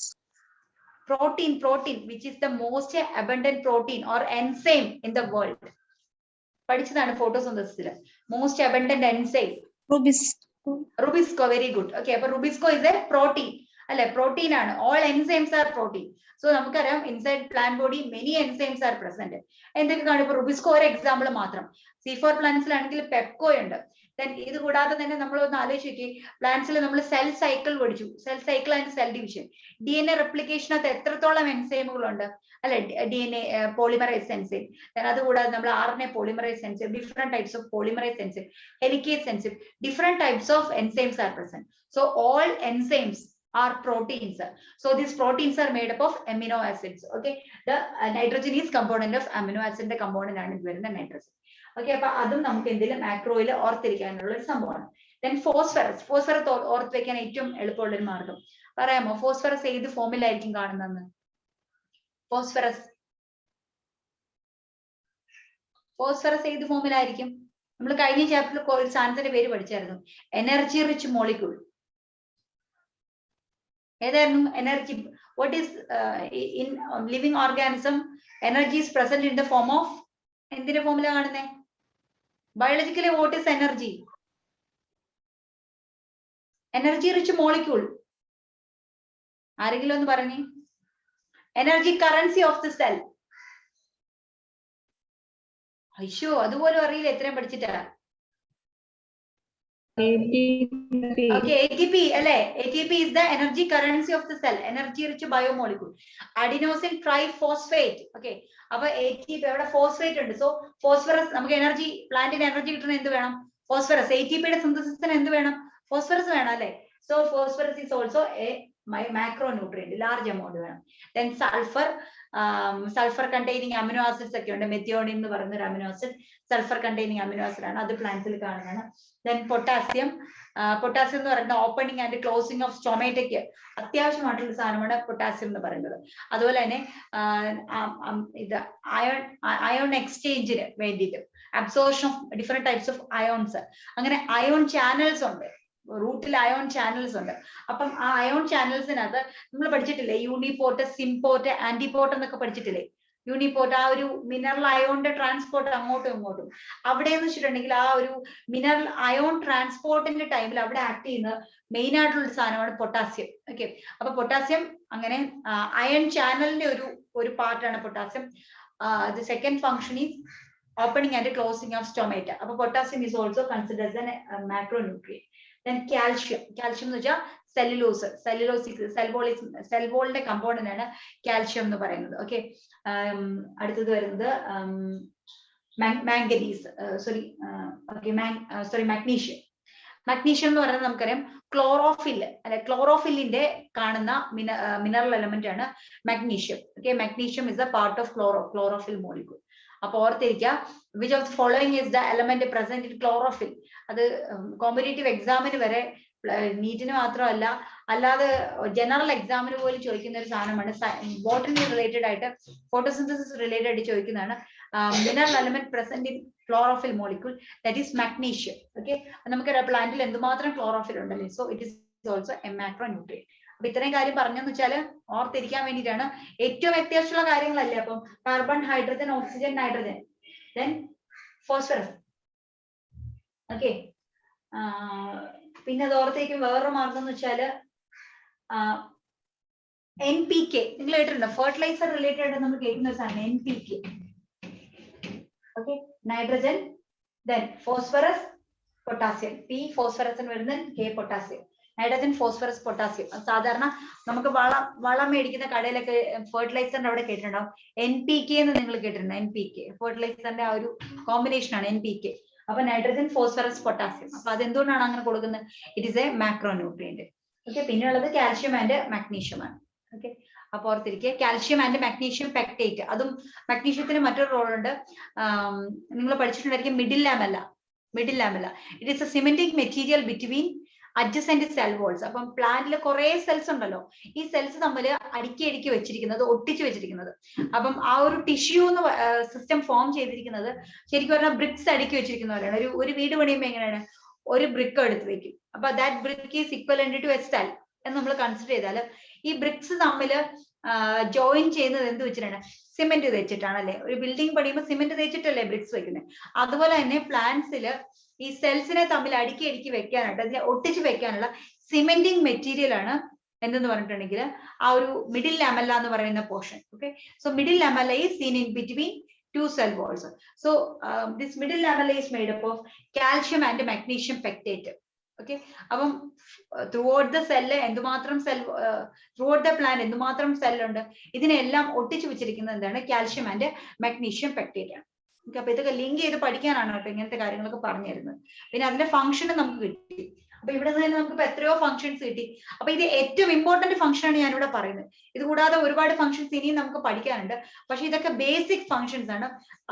ഒരുപാട് വലിച്ചു വാരി പഠിക്കുമ്പോൾ നിങ്ങൾക്ക് ഇത് ഭയങ്കര ബുദ്ധിമുട്ടായിട്ട് തോന്നുകയാണെങ്കിൽ അറ്റ്ലീസ്റ്റ് മെയിൻ ഫംഗ്ഷൻസ് ആണ് ഈ പറഞ്ഞത്, അതെങ്കിലും നിങ്ങൾ പഠിച്ചിരിക്കുക. For example ATP, phosphorus is present in ATP. Then സൾഫറിന്റെ കാര്യം, sulphur containing amino acid, methionine is the sulphur containing amino acid. അത് നിങ്ങൾ പഠിച്ചിട്ടുണ്ടാവും ബയോമോളിക്യൂളിനകത്ത്. ദെൻ അടുത്ത potassium, opening and closing of stomata, അത് പൊട്ടാസ്യത്തിന്റെ ഫംഗ്ഷൻ ആണ്. Then calcium and magnesium pectate, it is a component of middle lamella.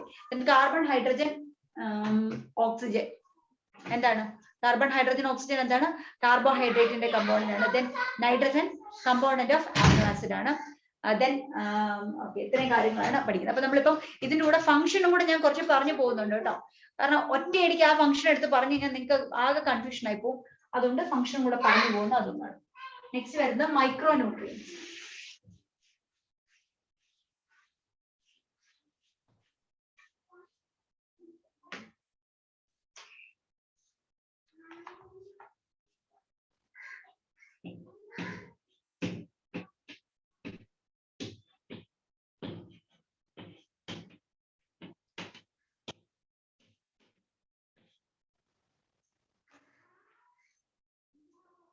ഇത് less than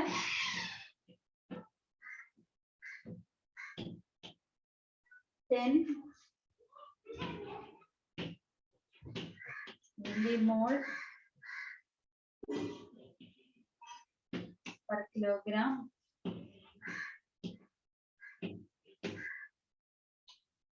of dry matter.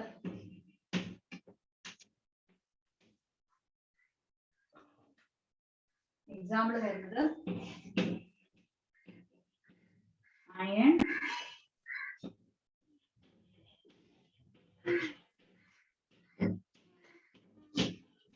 manganese,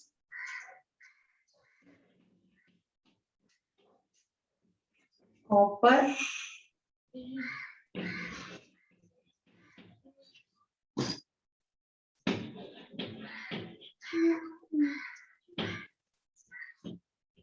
molybdenum, zinc,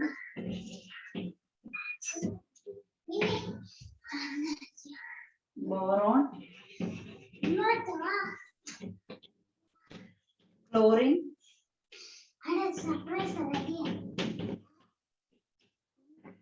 nickel.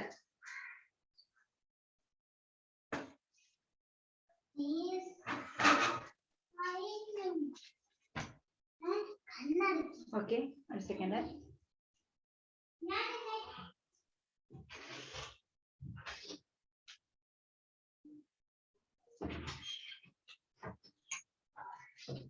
Okay. അടുത്തെന്ന് പറഞ്ഞിട്ടുണ്ടെങ്കിൽ മൈക്രോ ന്യൂട്രിയൻസ് ആണ്. Less than 10 millimole per kilogram of dry matter വരുന്നതാണ് micronutrients എന്ന് പറയുന്നത്. Less than 10 millimole per kilogram of dry matter വരുന്നതാണ് micronutrients. ഇതിന് example വരുന്ന iron, manganese, copper, molybdenum, zinc, boron, chlorine and nickel. These are the micronutrients present in plants. Okay, അപ്പൊ ഇത് വളരെ കുറച്ച് amount വരുന്നതാണ്. ഇതിന്റെ എല്ലാം ഫംഗ്ഷൻ ഞാനിപ്പോ പറയുന്നത്. നമ്മൾ ഒരുപാട് നമുക്ക് ഓരോ കുഞ്ഞു കുഞ്ഞു ഫംഗ്ഷൻസ് ആണ്. ഇതിപ്പോ ഞാൻ കുളമാക്കുന്നില്ല പറഞ്ഞു. അപ്പൊ നിങ്ങൾ ഇത്ര തന്നെ പഠിച്ചു വയ്ക്കുക. അതുകൊണ്ട് എഴുതിയെടുക്കുക micro nutrients.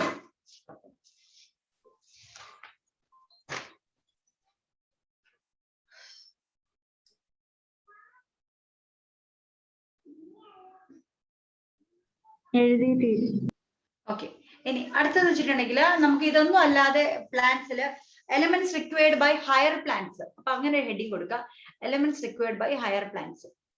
Elements required by higher plants. എല്ലാ പ്ലാന്റ്സിനും വേണ്ട, ചില പ്ലാന്റ്സിന് വേണ്ടതാണ് കേട്ടോ. ആൻസർ സോഡിയം, സോഡിയം ചോദിച്ചിട്ടുള്ളതാണ്. Sodium, silicon, silicon, sodium, silicon, cobalt and selenium, cobalt and selenium. These are some elements required by higher plants. Sodium, silicon, cobalt and selenium. Cobalt and selenium. Okay.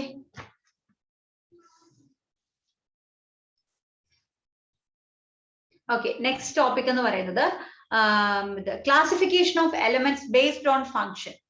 Classification of elements based on function. Classification of elements based on function.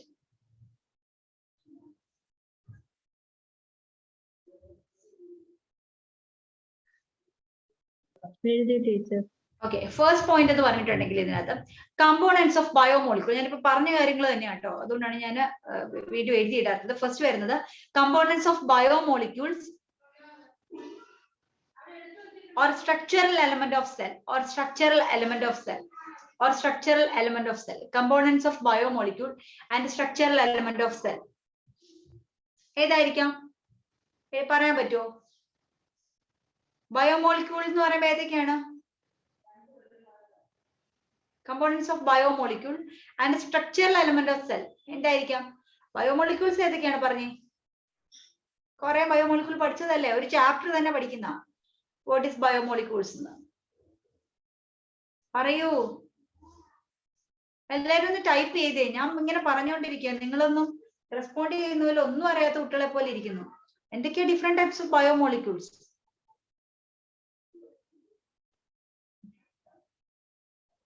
Type ചെയ്യുക എന്തൊക്കെയാണ് biomolecule.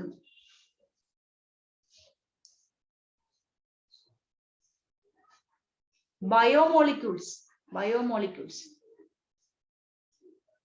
അത് പറഞ്ഞിട്ട് നമുക്ക് continue ചെയ്യാം. അതറിയില്ലേ, ഒരു chapter full നിങ്ങൾ പഠിച്ചിട്ടുള്ളതാണ്, plus ടുവിൽ പഠിച്ചിട്ടുള്ള ബയോമോളിക്യൂൾസ്. എന്നിട്ട് നിങ്ങൾക്ക് ബയോമോളിക്യൂളിന്റെ പേര് പോലും പറയാൻ പറ്റില്ലേ? കാർബോഹൈഡ്രേറ്റ്. ഓക്കെ, ടൈപ്പ് ചെയ്യുന്നുണ്ടെങ്കിൽ ടൈപ്പ് ചെയ്യുക, അത്രയും നല്ലത്. 2 പേര് ടൈപ്പ് ചെയ്തിട്ടുണ്ട്. തെറ്റോ ശരിയോ അതൊന്നും കുഴപ്പമില്ല, നിങ്ങൾക്ക് അറിയാമോന്ന് അറിയാനല്ലേ ചോദിക്കുന്നത്.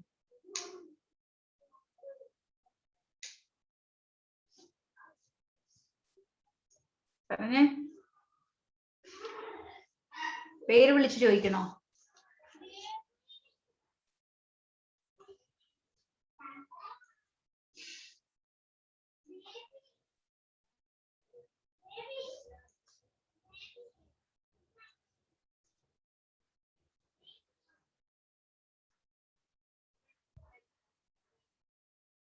ആകാശ്, ഒരു ബയോമോളിക്യൂളിന്റെ പേര് പറഞ്ഞേ ആകാശ്.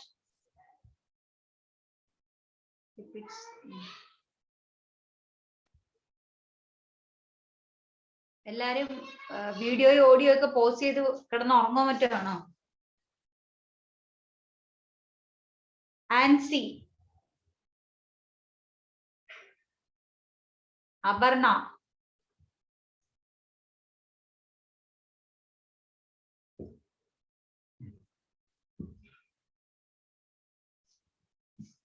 ഒരു ഫുൾ ചാപ്റ്റർ പഠിച്ചിട്ടും നിങ്ങൾക്ക് ബയോമോളിക്യൂൾസ് ഏതൊക്കെയാണെന്ന് അറിയില്ലെങ്കിൽ പിന്നെ ബേസ് ആണ് അതൊക്കെ. Protein, very good. ഓക്കെ, കുറച്ച് പേരൊക്കെ ടൈപ്പ് ചെയ്തിട്ടുണ്ട്. ഓക്കെ, അപ്പൊ നമുക്ക് ബയോമോളിക്യൂൾ എന്ന് പറയുമ്പോൾ എന്താ സത്യം പറഞ്ഞിട്ടുണ്ടെങ്കിൽ ബയോമോളിക്യൂൾസ് എന്ന് വെച്ചാൽ നമ്മുടെ കാർബോഹൈഡ്രേറ്റും പ്രോട്ടീനും ലിപ്പിഡ്സും ഒക്കെയാണ് എന്താന്ന് പറയുന്നത് നമ്മൾ ബയോമോളിക്യൂൾസ് എന്ന് പറയുന്നത് കേട്ടോ. അപ്പൊ അത്രേ ഉള്ളൂ, സിമ്പിൾ ആണ്. ബയോമോളിക്യൂൾസ് എന്ന് വെച്ചാൽ എന്താണ്? കാർബോഹൈഡ്രേറ്റ്സും പ്രോട്ടീൻസും പ്ലാന്റ്സിലും ആനിമൽസിലും കാണുന്ന ഡിഫറെന്റ് ടൈപ്സ് ഓഫ് മോളിക്യൂൾസ്, അതാണ് ചോദിക്കുന്നത് ബയോമോളിക്യൂൾ. അതിനാണ് ബയോമോളിക്യൂൾ. നമ്മളിൽ കൂടുതൽ കാണുന്ന ഏതാണ്? കാർബോഹൈഡ്രേറ്റും പ്രോട്ടീന്, ലിപ്പിഡ്സ്, ഫാറ്റ്സ്, ഇതൊക്കെയാണ് ബയോമോളിക്യൂൾ. അതിന് ഡീറ്റെയിൽ ആയിട്ടുള്ളതാണ് നിങ്ങൾ ആ ഒരു ചാപ്റ്റർ പഠിക്കുന്നത്, ബയോമോളിക്യൂൾ എന്ന് പറഞ്ഞ ചാപ്റ്ററിൽ പഠിക്കുന്ന കാര്യം കേട്ടോ. അപ്പൊ ഈ ബേസ് ആണ് അതൊക്കെ. വാട്ട് ഇസ് എ മാക്രോമോളിക്യൂൾ അല്ലെങ്കിൽ ബയോമോളിക്യൂൾ എന്നൊക്കെ ചോദിച്ചു കഴിഞ്ഞാൽ അത്രയെങ്കിലും പറയാൻ അറിഞ്ഞിരിക്കണം. കാർബോഹൈഡ്രേറ്റും പ്രോട്ടീന്, ഫാറ്റ്, ലിപ്പിഡ്സ് ഒക്കെയാണ് നമ്മൾ ബയോമോളിക്യൂൾസിന് എക്സാമ്പിൾ എന്ന് പറയുന്നത്. അപ്പം ബയോമോളിക്യൂളിന്റെ കമ്പോണന്റ് ആയിട്ട് വരുന്ന മിനറൽസ് ഏതൊക്കെയാണ്? ഞാൻ ഇപ്പൊ പറഞ്ഞതല്ലേ ഉള്ളൂ. ഏതൊക്കെയാണ്? ഒരാൾ പറഞ്ഞു, ആരെങ്കിലും ഒന്ന് പറ. കാർബോഹൈഡ്രേറ്റിന്റെ കമ്പോണന്റും ഇത് അമിനോ ആസിഡിന്റെ കമ്പോണന്റ്, പ്രോട്ടീന്റെ കമ്പോണന്റും ഒക്കെ ആയിട്ട് വരുന്ന ഏതൊക്കെയാണ് മിനറൽസ്? ഏതൊക്കെയാണ്?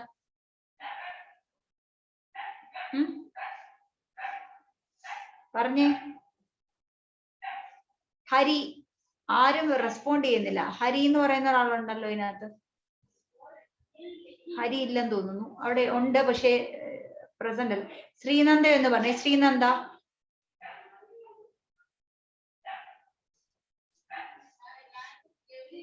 ആരും റെസ്പോണ്ട് ചെയ്യുന്നില്ല. എന്തെങ്കിലും ഒന്ന് പറയടോ. ബയോമോളിക്യൂൾ കാർബോഹൈഡ്രേറ്റിന്റെ കമ്പോണന്റ് എന്തൊക്കെയാ? കാർബോഹൈഡ്രേറ്റിന്റെ കമ്പോണന്റ് ഞാൻ ഇപ്പൊ പറഞ്ഞതല്ലേ ഉള്ളൂ പിള്ളേരെ. Carbon, oxygen, hydrogen. ഒരാൾ പറഞ്ഞു കാർബൺ, ഓക്സിജൻ, ഹൈഡ്രജൻ. ഓക്കെ, അപ്പൊ എന്താണ് നമ്മൾ ഫസ്റ്റ് വരുന്ന കമ്പോണന്റ്സ് ഓഫ് ബയോമോളിക്യൂൾ അല്ലെങ്കിൽ സ്ട്രക്ചറൽ എലമെന്റ് ഓഫ് സെൽ ആയിട്ട് വരുന്ന മോളിക്യൂൾസ് ഏതൊക്കെയാണ്? കാർബൺ, ഹൈഡ്രജൻ, ഓക്സിജൻ എഴുതുക. പിന്നെ നൈട്രജനും കൂടെ എഴുതുക. പ്രോട്ടീന്റെ വരുന്നത് nitrogen. Carbon, hydrogen, oxygen, nitrogen. Okay, അടുത്തത് second, energy related chemical compounds. Components of energy related chemical compounds. Energy related chemical compounds അവിടെ വരുന്നത് മഗ്നീഷ്യം. മഗ്നീഷ്യം ആണ് energy related chemical compound. It is the component of chlorophyll. Okay, magnesium is the component of chlorophyll. ക്ലോറോഫിലിന്റെ component ആണ് magnesium. അപ്പം chlorophyll is energy related molecule ആണ്. Because നമുക്കറിയാമല്ലോ എന്താണ് chlorophyll is a pigment, okay, which can absorb light energy. So energy related, chlorophyll is a pigment which is an energy related component. So it is part of energy related compound ആണ്. ആയിട്ട് ബന്ധപ്പെട്ട mineral nutrient ആണ് magnesium. It is a part of chlorophyll molecule. Then next, phosphorus എന്താണ് energy related compound? phosphorus containing energy related compound എന്ന് പറയുന്നത് ATP. Okay, ATP എഴുതുക. Phosphorus എഴുതിയിട്ട് എഴുതുക. Component of ATP. Phosphorus component of ATP.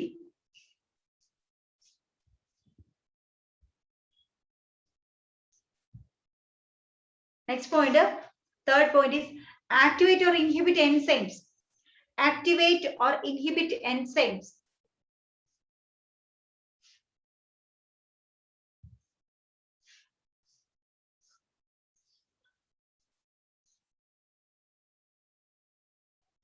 Activate enzymes. Activate or inhibit enzymes. അതിന്റെ answer ആണ് Mg2+ എഴുതുക. Mg2+.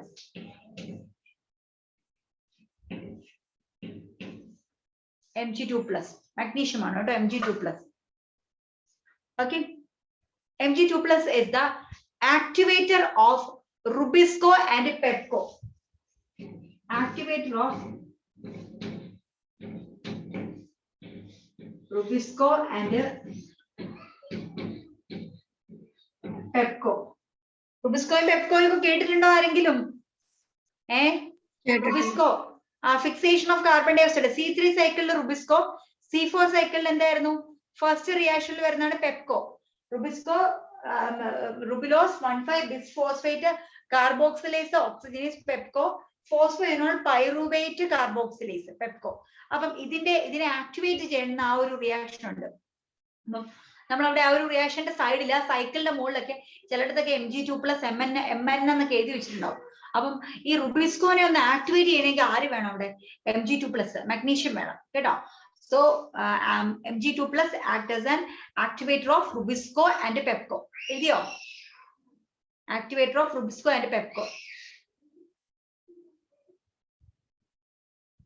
അടുത്തത് Zn2+, that is zinc. Zn2+, zinc. It is an activator of alcohol dehydrogenase. നമ്മൾ പഠിച്ചതാണ് കേട്ടോ alcohol dehydrogenase. Anaerobic respiration alcoholic ഫെർമെന്റേഷന്റെ അവിടെ വരുന്ന എൻസൈം ആണ് ആൽക്കഹോൾ ഡീഹൈഡ്രോജനേസ്. അപ്പൊ ഇത് ആൽക്കഹോൾ ഡീഹൈഡ്രോജനേസിന്റെ ആക്ടിവേറ്റർ ആണ് Zn zinc. Zinc is the activator of alcohol dehydrogenase. Activator of alcohol dehydrogenase. അടുത്ത എഴുതുക MO, molybdenum.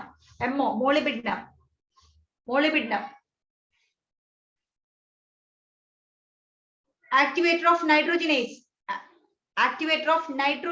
enzyme. അത് ഈ ചാപ്റ്റർ പഠിക്കും കേട്ടോ. നൈട്രോജനേസ് എന്ന് പറയുന്ന എൻസൈം ഈ ചാപ്റ്റർ നമ്മൾ പഠിക്കും. അപ്പൊ ഞാൻ അവിടെ ചോദിക്കും ഈ മോളിബിഡിനം എവിടുന്ന വന്നതെന്ന് കേട്ടോ. ആക്ടിവേറ്റർ ഓഫ് നൈട്രോജനേസ് എൻസൈം ഏതാണെന്ന് അന്നേരം ചോദിക്കുമ്പോൾ മിണ്ടാതിരിക്കരുത്. MO, activator of nitrogenase enzyme മോളിബിഡിനം. അടുത്ത ഫോർത്ത് പോയിന്റ് വരുന്നത് നമ്മൾ ബേസ്ഡ് ഓൺ ഫംഗ്ഷൻ ക്ലാസിഫിക്കേഷൻ ആണ് പഠിച്ചുകൊണ്ടിരിക്കുന്നത്. ഫോർത്ത് ഫംഗ്ഷൻ എന്ന് വെച്ചാൽ alter osmotic potential of cell. Alter osmotic potential of cell. Okay, osmotic potential of cell. Answer potassium. Potassium ആണ് അതിന് example വരുന്ന potassium ആണ്. Potassium helps in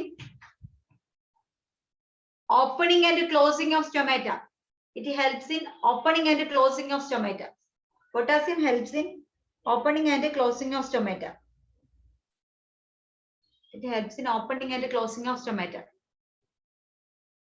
Alter osmotic potential. It helps in opening and closing of stomata. Potassium ions. Okay. അപ്പം stomata opening closing ടൈമിൽ act ചെയ്താണ് potassium ions എന്ന് പറയുന്നത്. For example ഇപ്പൊ നമ്മൾ പഠിച്ചിട്ടുണ്ട്, നേരത്തെ പഠിച്ചായിരുന്നു. ഇതിനകത്ത് K+ അയോണിന്റെ കോൺസെൻട്രേഷൻ കൂടുകയാണെന്നിരിക്കട്ടെ. സ്റ്റൊമാറ്റിക്കുള്ളിൽ K+ അയോൺസ് ഉണ്ട്, പൊട്ടാസ്യം അയോൺസ് ഉണ്ട്. എന്നാൽ ഔട്ട്സൈഡ് ദ സെൽ എന്ന് പറയുന്നത് വാട്ടർ മോളിക്യൂൾസ് ആണുള്ളത്. H2 ആണുള്ളത്. ഓക്കെ. സോ എപ്പോഴാണ് പൊട്ടാസ്യത്തിന്റെ കോൺസെൻട്രേഷൻ കൂടുന്നത്? During that time the water will enter into the stomata. എന്തുകൊണ്ടായിരിക്കാം? പൊട്ടാസ്യത്തിന്റെ അളവ് കൂടി കഴിഞ്ഞാൽ എന്തുകൊണ്ടായിരിക്കാം വാട്ടർ സ്റ്റൊമാറ്റയ്ക്കുള്ളിലേക്ക് എൻറ്റർ ചെയ്തത്? ആർക്കെങ്കിലും പറയാൻ പറ്റുമോ? എന്തുകൊണ്ടാണ് അവിടെ ഫിനോമിനൻ നടന്നത്? ക്വസ്റ്റ്യൻ ചോദിക്കുമ്പോ എല്ലാരും ക്ലാസ്സിൽ നിന്ന് ഇറങ്ങി പോവാണോ? 30 പേരായാലോ 50 പേര്. ക്വസ്റ്റ്യൻ ചോദിക്കുന്നതിന് മുമ്പ് 50 പേരുണ്ടായിരുന്നു. ക്വസ്റ്റ്യൻ ചോദിക്കാൻ തുടങ്ങി കഴിഞ്ഞപ്പോഴത്തേനും എണ്ണം കുറഞ്ഞു 30 പേരായി. എന്ത് പരിപാടിയാണ്? നിങ്ങൾക്ക് വേണ്ടിയിട്ടല്ലേ ക്വസ്റ്റ്യൻ ചോദിക്കുന്നത്? നിങ്ങൾക്ക് അറിയാമെങ്കിൽ ഇല്ലയോ എന്നറിയാനാണ് ചോദിക്കുന്നത്. ആർക്കെങ്കിലും പറയാൻ പറ്റുമോ? Inside a cell, a particular concentration of a particular ion is increased. Okay. Then outside the cell, water molecules are present. Then what happens? അവിടെ എന്തായിരിക്കും നടക്കുക? പിള്ളേരെ പൊട്ടത്തരമാണേലും കുഴപ്പമില്ല. ഒരു വാക്കുണ്ടോ അവിടെ പറയാൻ? ഒന്നെങ്കിൽ ടൈപ്പ് ചെയ്യാല്ലേ വിളിച്ച് പറയുക. ട്രാൻസ്പിരേഷൻ. എന്താണ് മോളെ? ട്രാൻസ്പിരേഷൻ ആണോ? ഡിഫ്യൂഷൻ പറഞ്ഞു. ഓസ്മോസിസ് ഒരാൾ പറയുന്നുണ്ട്. അത് തന്നെയാണോ പറഞ്ഞത്? ഓക്കെ, ഒരാൾ എന്തോ പറഞ്ഞു, ആ ആള് തന്നെയാണോ എന്നറിയില്ല. ഒരാൾ ടൈപ്പ് ചെയ്തിട്ടുണ്ട് diffusion osmosis. Very good, answer is osmosis അല്ലെ? എന്താ സംഭവിക്കുന്നത്? എന്റെ പൊന്നു കുഞ്ഞുങ്ങളെ, നമ്മൾ കഴിഞ്ഞ മുമ്പുള്ള ക്ലാസ്സിൽ പഠിച്ചതാണ് ഓസ്മോസിസും ഡിഫ്യൂഷനും ഒക്കെ. മറന്നുപോയോ? എപ്പോഴാ ഡിഫ്യൂഷൻ ഓസ്മോസിസ് നടക്കുന്നത്? ഒരു എന്താണ് കോൺസെൻട്രേഷൻ ഒരു പെർട്ടിക്കുലർ സൊല്യൂട്ട് ഇൻക്രീസ് ചെയ്യുമ്പോൾ water molecule from the region of higher concentration to the region of lower concentration through a semi permeable membrane, that is called osmosis അല്ലെ? അപ്പൊ ഇവിടെ എന്താ സംഭവിക്കുക? പൊട്ടാസ്യത്തിന്റെ കോൺസെൻട്രേഷൻ കൂടി, ഇവിടെ പൊട്ടാസ്യം അയോൺസ് സ്റ്റൊമാറ്റിക്കുള്ളിൽ കൂടി. അപ്പൊ നമുക്കറിയാം ഇതിന്റെ സ്റ്റൊമാറ്റിക്ക് ചുറ്റും ഒരു സെൽ മെംബ്രെയിൻ ഉണ്ട്. ഓക്കെ, ഇതിന് ചുറ്റും വെളിയിൽ വാട്ടർ മോളിക്യൂൾ ബാക്കി സെല്ലിൽ ഉണ്ടാവും. അപ്പൊ അവിടെ എന്ത് സംഭവിക്കുന്നു? എപ്പോഴാ ഓസ്മോസിസ് നടക്കുന്നത്? അകത്ത് കോൺസെൻട്രേഷൻ ഓഫ് ഒരു സൊല്യൂട്ട് പാർട്ടിക്കിൾസിന്റെ കോൺസെൻട്രേഷൻ കൂടിയപ്പം water will move from the region of higher to lower concentration through a semi permeable membrane. അപ്പൊ എന്ത് സംഭവിച്ചു? ഇതിനുള്ളിലേക്ക് വെള്ളം എൻ്റർ ചെയ്യുക. വെള്ളം കയറി കഴിയുമ്പോഴത്തേനും ഇറ്റ് വിൽ ബിക്കം എന്താണ്? ടേർജിഡ് ആയിട്ട് മാറും. ടേർജിഡിറ്റി ഓഫ് സെൽ ഇൻക്രീസസ്. അത് കുറച്ച് വീർത്ത് വരുന്നു. ഓക്കെ, ബൾജ് ചെയ്ത് വരുന്നു ആ സെല്ല്. ആ സെല്ല് ഇങ്ങനെ ബൾജ് ചെയ്ത് വീർത്ത് വരുമ്പോഴാണ് എന്ത് ചെയ്യുന്നത്? സ്റ്റൊമാറ്റ ഓപ്പൺ ചെയ്യുന്നത്. ഓക്കെ, ഇനി എപ്പോഴാണോ ഒരു പൊട്ടാസ്യം അയോൺസിന്റെ കോൺസെൻട്രേഷൻ ഇവിടെ കുറയുന്നത്, ആ ടൈമില് water will move out of the cell, അകത്തുനിന്ന് പുറത്തേക്ക് പോകുന്നു. ശരിക്കും പറഞ്ഞാല് മാങ്ങ ഉപ്പിലിട്ട് വെക്കുന്ന പോലത്തെ ഒരു ഫിനോമിനൻ തന്നെയാണ് നടക്കുന്നത്. ഓക്കെ, അല്ലെങ്കിൽ ഡ്രൈ സീഡ്സ് വെള്ളത്തിൽ ഇടുന്ന പോലത്തെ സംഭവം തന്നെയാണ് ഇവിടെ നടക്കുന്നത്. ഡ്രൈ സീഡ് നമുക്ക് സ്റ്റൊമാറ്റിനെ ഇവിടെ ഒരു ഡ്രൈ സീഡുമായിട്ട് കമ്പയർ ചെയ്യാം. Okay, we will put that dry seed in water molecule. After some time അതെന്ത് സംഭവിക്കുന്നത്? ബൾജ് ചെയ്ത് വരുന്നു ഡ്യൂ ടു ഓസ്മോസിസ് അല്ലെ? എന്ത് ചെയ്യുന്നു? Water will move from the region of higher concentration to the region of lower concentration. അപ്പൊ അത് വീർത്ത് വരുന്ന പോലെ, സീഡ് വീർത്ത് വരുന്ന പോലെ ഇതും ബൾജ് ചെയ്യുന്നു. This is opening of stomata. ഇത് നമ്മൾ ജസ്റ്റ് ഇത് പറഞ്ഞേ ഉള്ളൂ. Opening and closing of stomata potassium എന്ന് പറഞ്ഞുള്ളൂ. അവിടെ ഞാൻ ഇത് എക്സ്പ്ലെയിൻ ചെയ്തിട്ടുണ്ടായിരുന്നില്ല, അതുകൊണ്ടാണ് പറഞ്ഞു തന്നത്. So opening and closing of stomata, അവിടുത്തെ അയോൺ ആണ് പൊട്ടാസ്യം അയോൺ. മറക്കരുത് കുട്ടികളെ, potassium ion is related with opening and closing of stomata. അതെങ്ങനെയാണ് നടക്കുന്നത്? When the concentration of potassium ion increases inside the guard cells, as a result of this, water from the adjacent cell enter into the stomata. As a result of this, the cell becomes turgid. The turgidity of cell increases, or the cell is swollen. Okay, due to the entry of this water. As a result of this, stomata is opened. Okay, then എപ്പോഴാണ് ഇത് പുറത്ത് പോകുന്നത്? അപ്പൊ stomata close ചെയ്യുന്നു. അപ്പൊ ഇതാണ്. അപ്പൊ ഞാൻ ഇത്രയും നേരം പറഞ്ഞ ഫംഗ്ഷൻ ബേസ് ചെയ്തിട്ട്, ബേസ്ഡ് ഓൺ ഫംഗ്ഷൻ, നമ്മൾ മിനറൽ ന്യൂട്രിയൻസിന്റെ ക്ലാസിഫിക്കേഷൻ ആണ് പറഞ്ഞത് കേട്ടോ. അപ്പം ഇതെങ്കിലും അറ്റ്ലീസ്റ്റ് നിങ്ങളത് പഠിച്ചു വെച്ചേ പറ്റുള്ളൂ. കാരണം നമുക്ക് ഇനി അടുത്ത് വരുന്നത്, നിങ്ങളുടെ ടെക്സ്റ്റ് ബുക്കിനകത്ത് ഒരു 2 പേജ് ഫുള്ള് കിടക്കുന്നത് ഡിഫറെന്റ് മാക്രോ ന്യൂട്രിയൻസിന്റെ മൈക്രോ ന്യൂട്രിയൻസിന്റെ ഫംഗ്ഷൻ ആണ്. അതിൽ ഞാനിപ്പോ പറഞ്ഞ സാധനങ്ങളും വരുന്നുണ്ട്, എക്സ്ട്രായും വരുന്നുണ്ട്. പക്ഷെ ഇതിനകത്ത് ഏറ്റവും ഇമ്പോർട്ടന്റ് ആയിട്ടുള്ള സാധനം എന്ന് പറഞ്ഞാൽ, ഞാൻ ഇപ്പൊ ഇത്രയും പഠിപ്പിച്ച സാധനങ്ങളാണ് ഇതിന്റെ ബേസ് സാധനങ്ങൾ. ഇത്രയും നിങ്ങൾ എന്തായാലും അറിഞ്ഞിരിക്കണം. അതിൽ നിന്ന് തന്നെ നിങ്ങൾക്ക് ഇപ്പൊ ക്വസ്റ്റ്യൻ വന്നിട്ടുണ്ടെങ്കിൽ കിട്ടും. ഇനി വളരെ ചുരുക്കത്തില് ചിലപ്പോൾ മറ്റേതിനകത്ത് നിന്ന് എന്തെങ്കിലുമൊക്കെ എടുത്ത് കുറച്ച് ടഫ് ക്വസ്റ്റ്യൻ ഇടാൻ വേണ്ടിയിട്ട് അതിൽ നിന്ന് എടുത്ത് ക്വസ്റ്റ്യൻ ചോദിക്കാനും സാധ്യതയുണ്ട്. എന്തായാലും ഇത് ഉറപ്പായിട്ട് നിങ്ങൾ പഠിച്ചിരിക്കണം. ഓക്കെ, അപ്പൊ ഇത്രയും കാര്യം ഒന്ന് വായിച്ചു നോക്കുക. ബേസ്ഡ് ഓൺ ഫംഗ്ഷൻ അടുത്തൊരു വലിയ ടോപ്പിക്കാണ് വരുന്നത് നമുക്ക്, അതായത് functions of different macro and micro nutrients. അപ്പൊ ഇത്രയൊന്ന് വായിച്ചു നോക്കിയിട്ട് ഡൗട്ട് എന്തെങ്കിലും ഉണ്ടെങ്കിൽ ചോദിക്കുക.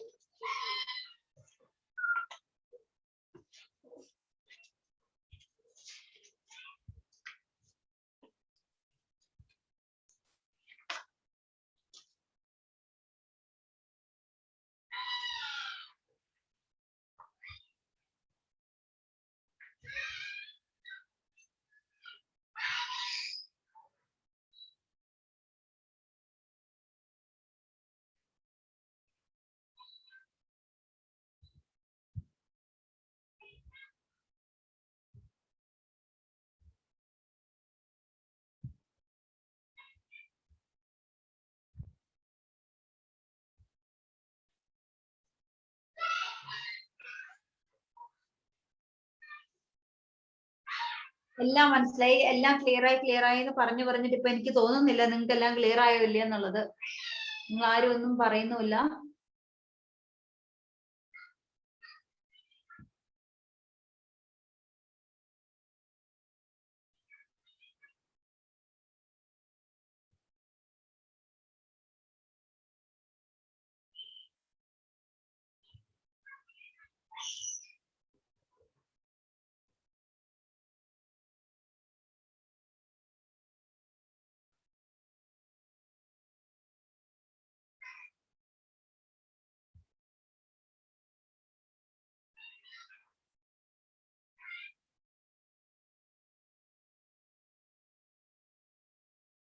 എല്ലാം മനസ്സിലായോ?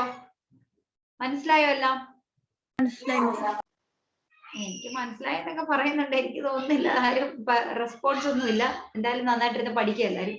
ഓക്കെ, ഇനി ഒരു കുഞ്ഞു ടോപ്പിക്. എന്തായാലും നമുക്ക് എത്ര ഒരു 52 ആയിട്ടുള്ളൂ. ഇനി ഏകദേശം ഒരു 10 മിനിറ്റ്സ് ഇല്ല, 8 മിനിറ്റ്സ് കൂടെ ഉണ്ട്. നമുക്കൊരു കുഞ്ഞു സാധനം പഠിക്കാം. അപ്പൊ ഹെഡിങ് കൊടുക്കുക ക്രിട്ടിക്കൽ കോൺസെൻട്രേഷൻ. ഇത് കഴിഞ്ഞിട്ട് നമുക്ക് ആ വലിയ ടോപ്പിക്കിലേക്ക് പോകാം. Critical concentration. ക്രിട്ടിക്കൽ കോൺസെൻട്രേഷൻ ചോദിച്ചിട്ടുണ്ട് കേട്ടോ, ഡെഫിനിഷൻ ചോദിച്ചിട്ടുണ്ട്, മാർക്ക് ചെയ്ത് വെക്കാം. ഞാൻ ഈ ചോദിച്ചിട്ടുണ്ടെന്ന് പറയുന്ന മാർക്ക് ചെയ്ത് വെച്ചോളുക. അതൊക്കെ പരീക്ഷയ്ക്ക് ചോദിച്ചിട്ടുള്ളതാണ്, ഇനി ചോദിക്കാൻ സാധ്യതയുള്ളതാണ് കേട്ടോ. അപ്പൊ കൊടുക്കുക critical concentration. The concentration of the essential element, the concentration of the essential element, the concentration of the essential element below which the concentration of the essential element below which plant growth is retarded. Plant growth is retarded. Plant growth is retarded is termed as critical concentration. Okay. The concentration of essential element below which plant growth is retarded is termed as critical concentration. ഞാൻ പ്രത്യേകിച്ച് പറയേണ്ട ആവശ്യമില്ല. നമുക്ക് വളരെ critical ആയിട്ടുള്ള stage അല്ലെ, ഭയങ്കര critical ആയിട്ടുള്ള സ്റ്റേജ് എന്ന് പറയുമ്പോൾ ഭയങ്കരമായ ക്രിട്ടിക്കൽ ആയിട്ടുള്ള സ്റ്റേജ്, പ്രത്യേകിച്ച് എക്സ്പ്ലെയിൻ ചെയ്യേണ്ട കാര്യമില്ല.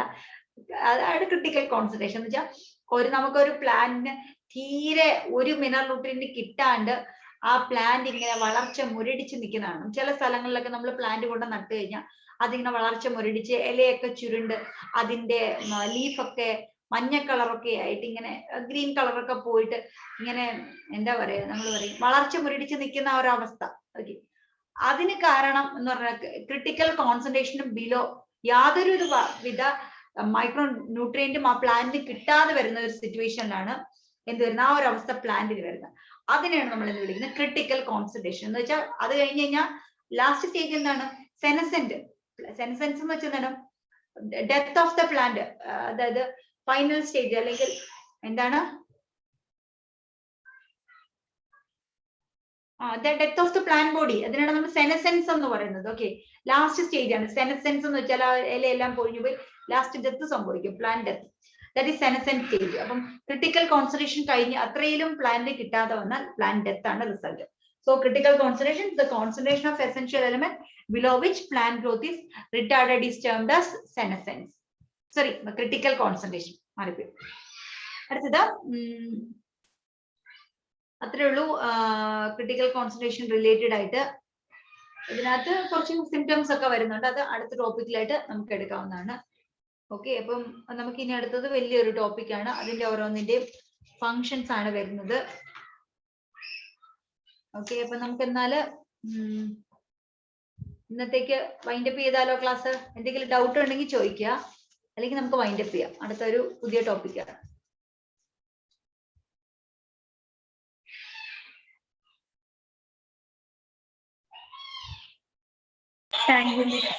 Okay, thank you all. Doubt എന്തെങ്കിലും ഉണ്ടെങ്കിൽ ചോദിക്കുക, related to respiration and mineral nutrition. എന്ത് ഡൗട്ട് ഉണ്ടെങ്കിലും ചോദിക്കുക, നമുക്ക് വൈൻഡപ്പ് ചെയ്യാം.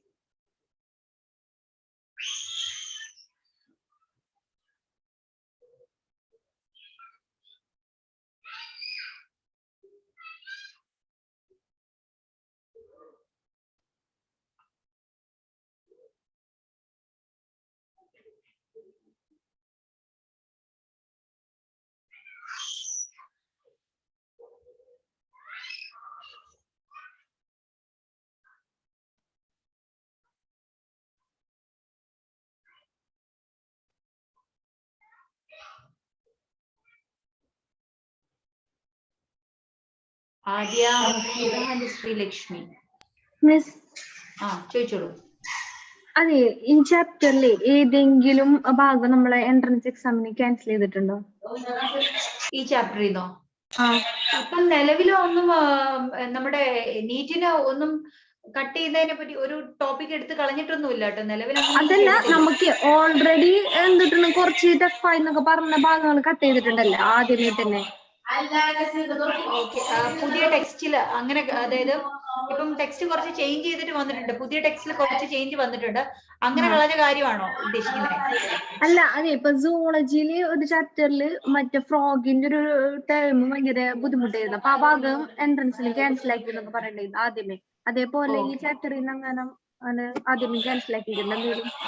ഇല്ല, ഞാൻ അങ്ങനെ ഒന്നും കേട്ടില്ല കേട്ടോ, ക്യാൻസൽ ആക്കിയതായിട്ടൊന്നും കേട്ടിട്ടില്ല. ഇപ്പൊ ഞാന് അങ്ങനെ ഒരു ടോപ്പിക്കും സ്കിപ്പ് ചെയ്യാറില്ല, മുഴുവൻ എടുത്ത് പോവാണ് പതിവ്. കാരണം നമുക്ക് എന്തെങ്കിലും കാരണം വെച്ച് ചോദിച്ചാലോ എന്ന് കരുതിയിട്ടേ ഒന്നും സ്കിപ്പ് ചെയ്യാറില്ല, ഫുൾ ടോപ്പിക് എടുത്ത് പോവാണ്. നിലവിൽ കേട്ടിട്ടില്ല. ഞാനൊന്ന് ജസ്റ്റ് ഒന്ന് ആരോടെങ്കിലും ഒന്ന് ചോദിച്ചിട്ട് പറഞ്ഞുതരാം, ഉണ്ടോന്ന് അറിയില്ല. അപ്പൊ കുഴപ്പമില്ല, ക്യാൻസൽ ആക്കിയിട്ടുണ്ട്. അപ്പൊ ഒരു ഡൗട്ട് പോലെ വന്നപ്പോ ചോദിച്ചത്. Okay okay okay, thank U.